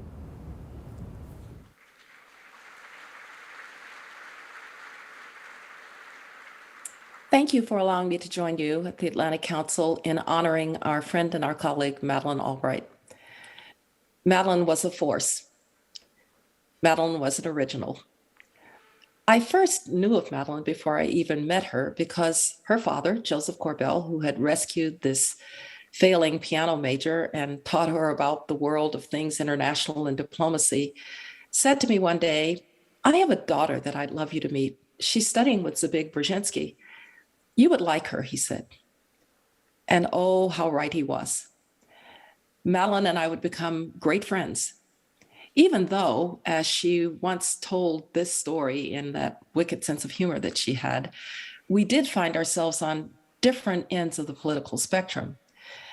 Madeline called me one day and she said, I'm trying to get some people together to advise the Dukakis campaign. And you're a great young Soviet specialist. Would you be willing to join us? I said, Madeline, I don't think that's possible. She said, why? I said, Madeline, I'm a Republican. And she shrieked and she said, how could that be? We had the same intellectual father. That was Madeline. But in fact, she didn't care where you stood on the political spectrum, as long as you, like she did, valued freedom, valued democracy, valued equality, and valued the chance for each and every human being to enjoy the blessings of liberty. All of us, all of the organizations, all of the people that she touched, all of the lives that she changed, will always have her memory at our heart. We'll always be able to say that we knew this force, Madeleine Albright. She lived a consequential life. She lived a life that mattered. She lived a life that we can all admire and be so happy that we got to be a part of it. Thank you.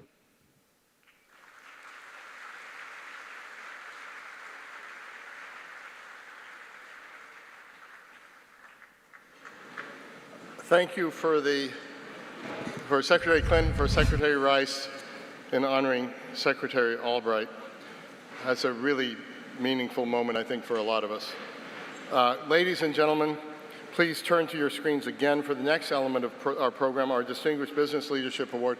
Let me just say, the introducer of this next award, Dr. Sultan Al-Jaber, is one of the individual leaders in the world that I admire most, and he'll be introducing one of the business leaders in the world I admire most, Claudio Descalzi. So I'm looking very much forward to this element of the evening.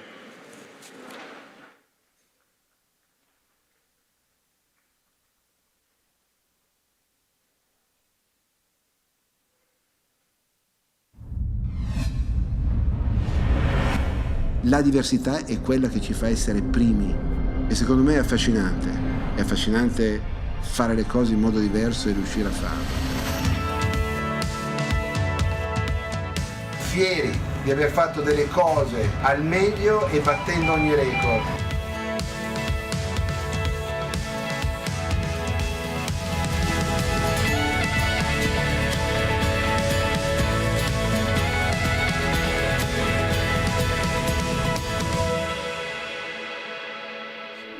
We are creating a more robust and resilient company.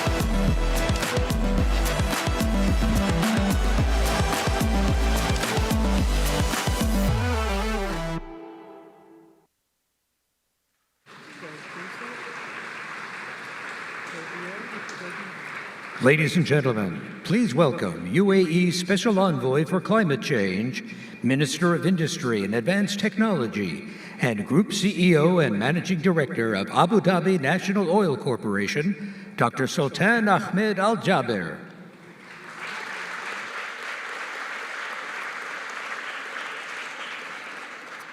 Your Excellencies, distinguished guests, ladies and gentlemen, good evening, and it indeed gives me great pleasure that I join you for this very special occasion. And allow me first to thank my very dear friend, Fred Kemp, and the Atlantic Council for inviting me this evening for this very special moment. When Fred, in fact, invited me to introduce Claudio Descanzi as the recipient of this year's Distinguished Business Leadership Award, I did not hesitate. In fact, I didn't even blink for a second. And I immediately accepted this invitation. To me, it was a no-brainer. Claudio has been a close business partner and a very dear friend for the United Arab Emirates and for me personally for many years. And as such, it is indeed a great privilege and even a greater pleasure to introduce Claudio Descanzi for this well-deserved recognition.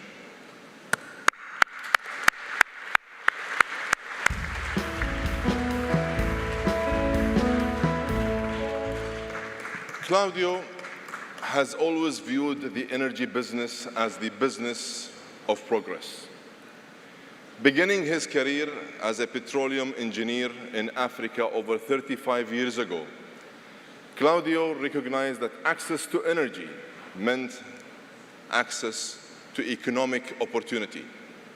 And he has made it his life's mission to make the most energy available with the fewest and least emissions possible. Claudio's success, I think, comes down to his character as a direct and as a straight shooter. He knows what true friendship means, and he actually knows what true partnership really means.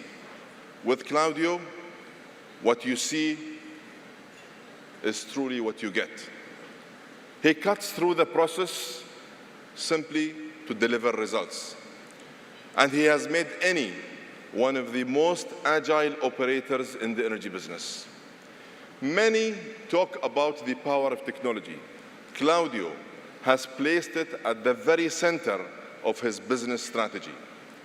Back in 2015, when every major IOC was searching for gas in the Eastern Mediterranean, it was Eni's supercomputers that unlocked the biggest find. The Zohr gas field transformed Egypt from an energy importer to a net energy exporter overnight. It opened up new possibilities for access to lower cost, lower carbon energy. And it made the Eastern Mediterranean a key factor in the region's energy security. In short, the impact of this very specific discovery, given the current geopolitics, is still being felt today. And it simply would not have happened without the leadership, the commitment, the dedication, the follow-up, and the vision of Claudio Descanzi. Claudio has always been a trusted and a reliable partner to everyone who does business with him. His approach mirrors what the UAE values in partnership. He has set and achieved ambitious targets to decarbonize his company's operations, and he rebalanced Eni's portfolio from oil to gas. And he has set his sights on the potential of new zero-carbon energy sources with pioneering investments in magnetic fusion alongside MIT. The list of his achievements goes on. But let me conclude by saying this. When the history of the energy transition is written, Claudio Descalzi will be singled out as a key player.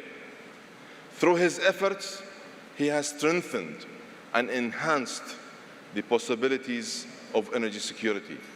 He has reinforced ties between the UAE, the Middle East, and the transatlantic community. And he has made a significant contribution to a responsible, realistic energy transition. Claudio, my dear friend, congratulations for this well-deserved recognition.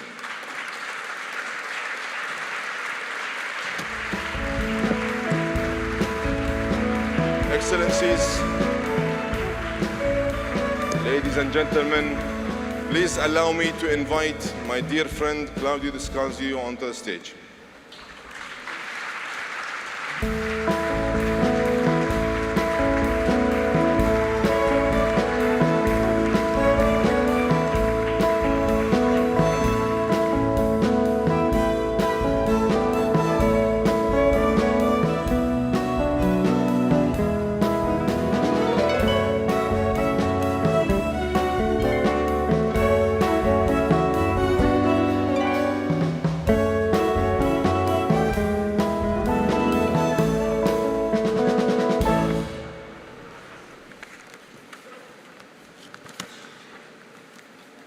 Thank you. It's really very emotional. I'm not used that somebody talk about me so clearly. So I want to thank you, Fred, Sultan, all the people that are present today, all ladies and gentlemen. So it is a great honor for me to be here today after 2 long years of distance. I think that is the first big gathering that I attend after a long time. Let me first say how personally touched I am by the presence and words of my good friend, Dr. Sultan Al-Jaber. Sultan is a champion of global energy policy and climate action. He will receive from Egypt the baton from COP28. He's leading a deep transformation of his country, diversifying its economy and accelerating its technological development. Thank you, Sultan, for your friendship and effective leadership. In this period, we are reminded every day how necessary it is to strengthen the unique bonds between the United States and Europe and ensure they are a force for good in cooperating with other regions in the world. Fred, I thank you and commend the Atlantic Council for the work you are carrying out on this. I'm very proud to receive this Distinguished Leadership Award, an honor to receive it after Prime Minister Draghi, whose stewardship has been so clearly recognized by Secretary Yellen tonight. Washington is another step in the journey that Prime Minister Draghi has undertaken to accompany Italy and Europe on the pathway to reduce dependency on Russian supplies. Along with my Eni colleagues, I take pride in contributing to this journey. The harrowing images that we have seen after the Russian invasion of Ukraine have given us all an unprecedented sense of urgency. Dear Ambassador Markarova, dear Jamala, I and my colleagues in Eni stand with the people of Ukraine.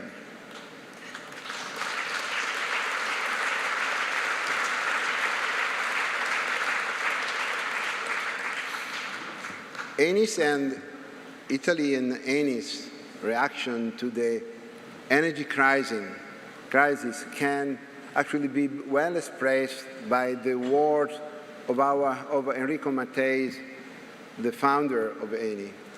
In 1962, he was presenting latest natural gas discovery to the local population in Sicily, and he said, "The real treasure isn't in the gold coins we can make, but in the resources we can make available to human development.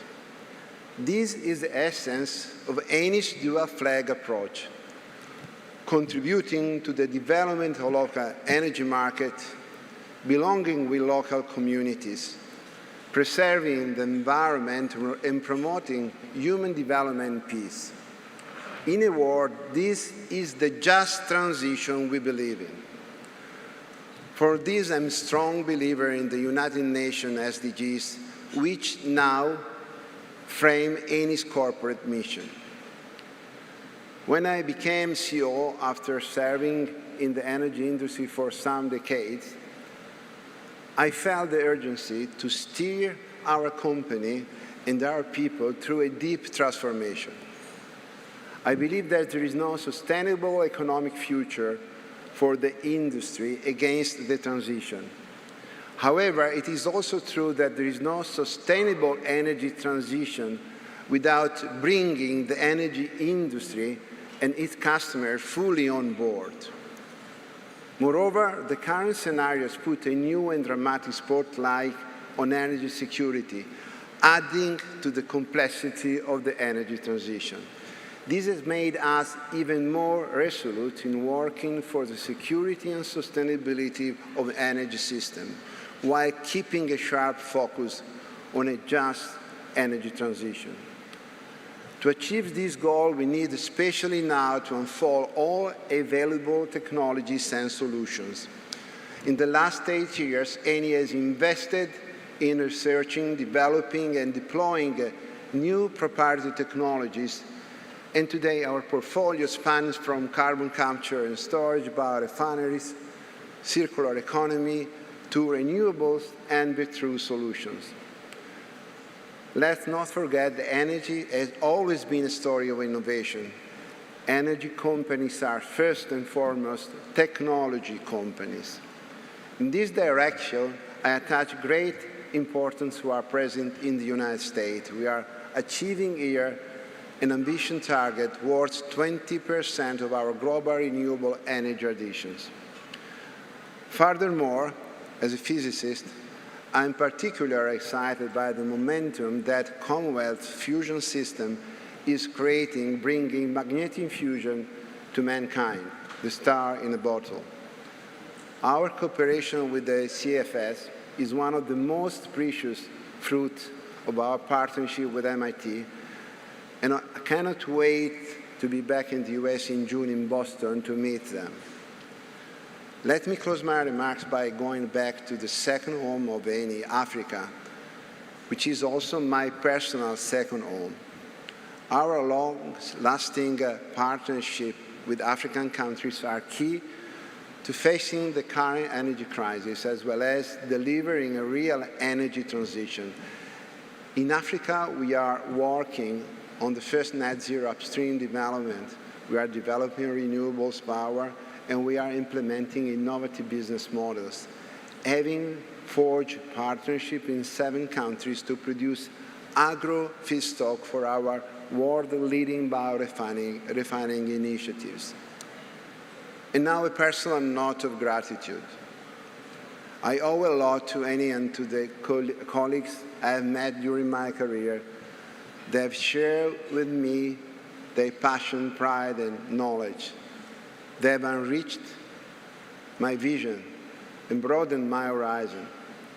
I want to thank all of them.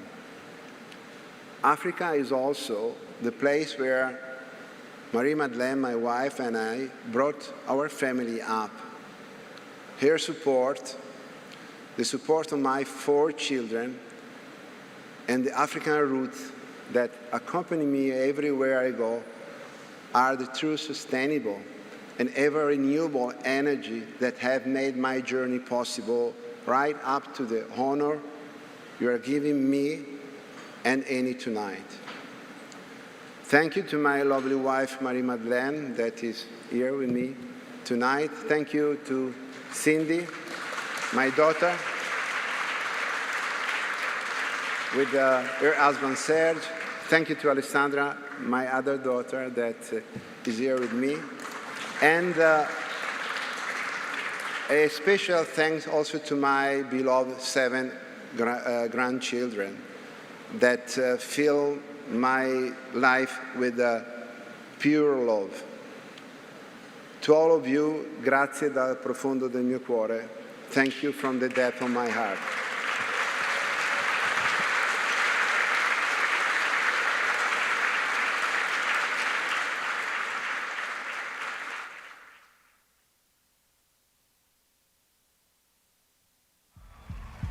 $361 points, which is not enough to pass Ukraine, and we have a new winner of the Eurovision Song Contest. You know, I was sure that if you sing, if you talk about truth, it really can touch people. Reports of explosions across Ukraine, including the capital, Kiev.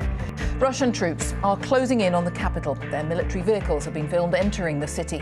And in the last few hours, multiple explosions have been reported. 24-го зранку, в 5-й годині, чоловік мене прокинув і сказав, що почалась війна, що Росія напала на нас. Suddenly, Jamala was subjected to the same fate as her great-grandmother. She chronicled their hurried flight from Kyiv with their 2 children on social media. I don't know how it's possible, but they bombed peaceful people. They kill you all and say we're not guilty, not guilty.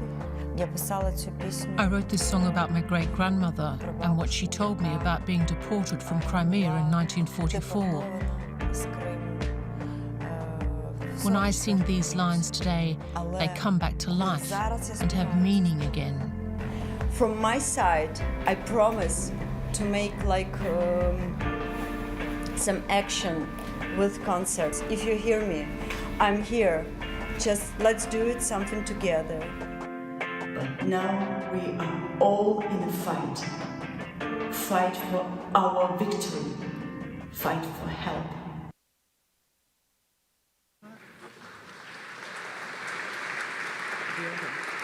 Ladies and gentlemen, please welcome Atlanta Council Executive Vice Chair Adrienne Arsht.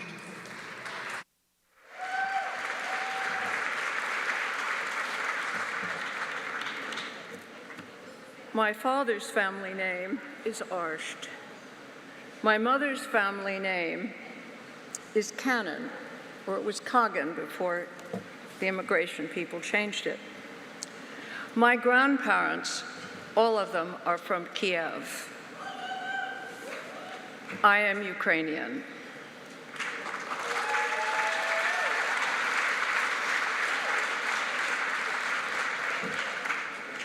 I carry a copy of the Constitution with me everywhere. It was a tradition that my mother gave me. And in it, there's a quote that I carry with me from Edmund Burke. And that quote is, "All that is necessary for the triumph of evil is that good men and women do nothing." A woman who is doing a lot is here with us this evening, Jamala.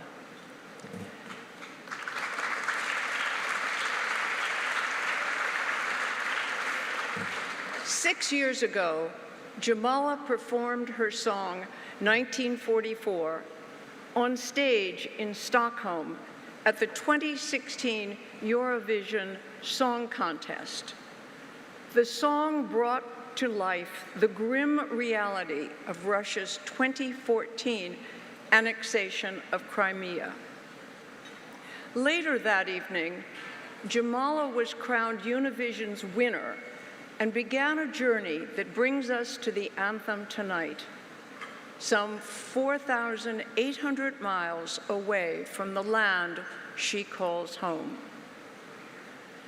And 8 years after 2014, Vladimir Putin's invasion of Ukraine has left thousands of Ukrainians dead, forced millions from their homes, and left those who remain a homeland that is unrecognizable as the carnage of Putin's heinous war rages on. Jamala's activism did not end that night in Stockholm 6 years ago. She has continued her efforts to raise funds for Ukrainian refugees and the armed forces of Ukraine, while increasing awareness for Ukraine's artists who have dedicated their lives to preserving and protecting Ukrainian culture and identity throughout the Russian invasion. As she joins us this evening to accept the Atlantic Council's 2022 Distinguished Artistic Leadership Award on behalf of Ukraine's artists, I'm reminded of a single word that will not surprise many of you who know me, and that word is resilience. Countless videos and photos have been shared of Ukrainian artists performing on street corners, in subways, train stations, and shelters. Those spontaneous performances brought hope, inspiration, and a sense of calm to the people of Ukraine during this extraordinarily difficult time. President Kennedy once said that after the dust of centuries has passed over our cities, we too will be remembered not for victories or defeats in battle or in politics, but for our contribution to the human spirit. I am so very moved by Jamala's spirit, and what an incredible example to us all. The arts define us and unite us. Jamala's music and that of all Ukrainian artists provide us extraordinary inspiration. And it is with that that I am so very honored to present the 2022 Distinguished Artistic Leadership Award to Jamala.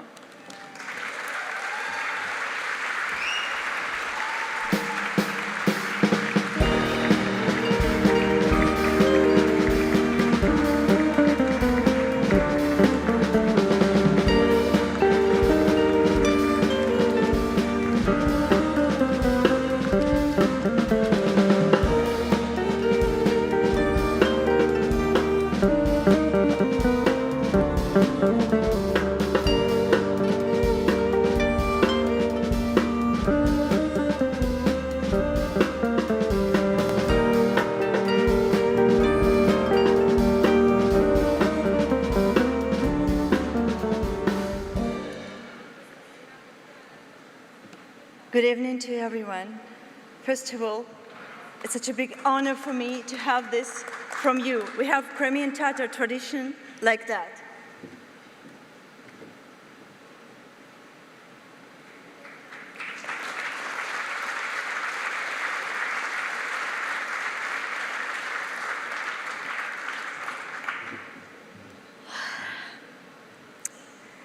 It's an honor for me to be with you today.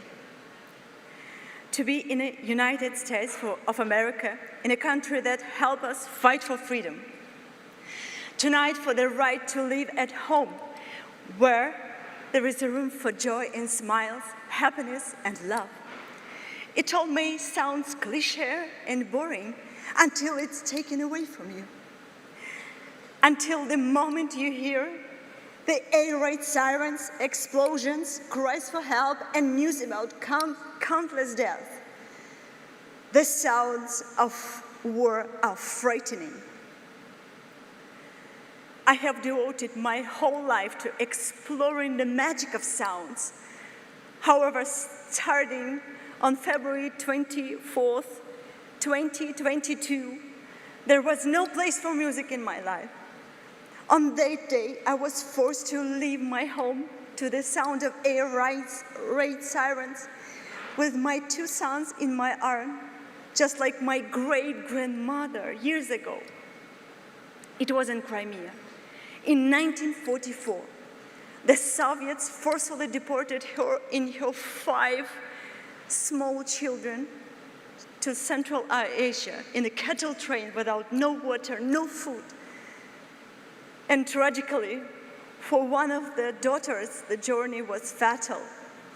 It was ruthless and human. The story of my family is just a drop in the sea of lives ruined by the bloody regime of tyranny. And the saddest moment for me is understand that no matter how many times it is said never again, history repeats itself with terrifying accuracy. 77 years later, we are losing our homes, evacuating children due to missile attacks. It's happening now, right at this moment, right in the middle of Europe. A war without any rules, a war full of suffering and destruction, a war soaked with blood, full of hope. I hope that we can end it together, once and for all, and that no one else should go through this again. For God's sake, never again. The war has long been a genocide of Ukrainian people. You see this picture from Bucha, Borodyanka, without any mercy. We have already lost more than 220 kids in tens of thousands of civilians forever. The death count does not stop for a second. This is a war of young volunteers being shot, journalists being shot, girls in occupied cities being raped, elderly people being mercilessly murdered, and our men being killed in the battles they did not start.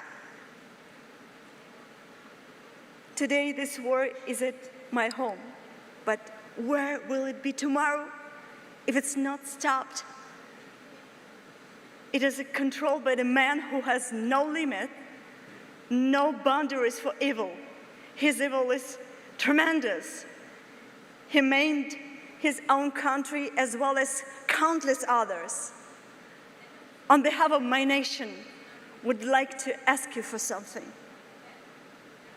Each of you has a strong voice. Here in the United States, your voice can strengthen our cry for the truth about the ruthless Russian tyranny. Please don't leave us in this struggle alone. Please help save the people who are now under the blockade in Mariupol, in Azovstal, those who are being held hostage. Do not keep silent. Speak to the government. Take to the streets. Please stand with Ukraine. I'm heartily grateful to the Atlantic Council for this award, to the people of United States of America supporting my country. Accepting the Distinguished Leadership Award, I would like to dedicate it to every Ukrainian, everyone who does not know the world give up.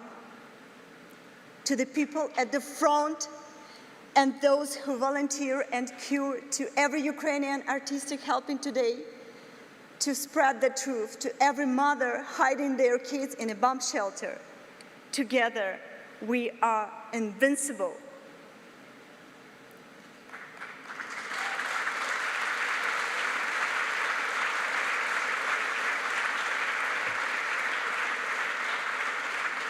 When strangers are coming, they come to your house, they kill you all and say, we're not killed, not killed.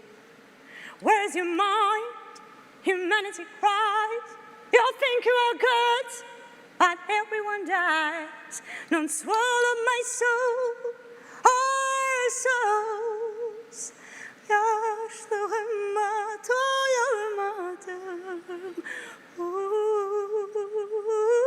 Ben bu yerde yaşamadım. Aman aman yaşlığıma doyamadım. Ben bu yerde yaşamadım. We could build a future where people are free to live and love the happiest time, our time. Words are kind, humanity rise. You think you are God, but everyone dies. Don't swallow my soul, our souls. Yaşlığıma doyalamadım. Ben bu yerde yaşalamadım.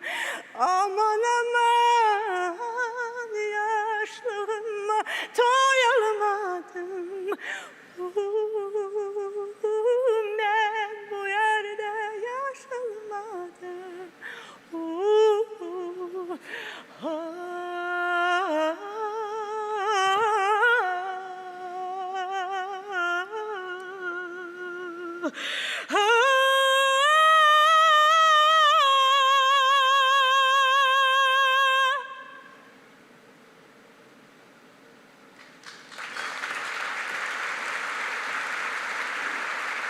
Thank you so much.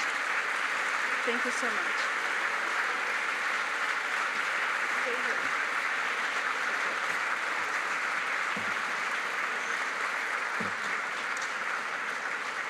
In honor of you, Jamala, and all of Ukraine, we'd like to close our evening tonight with a musical tribute to you.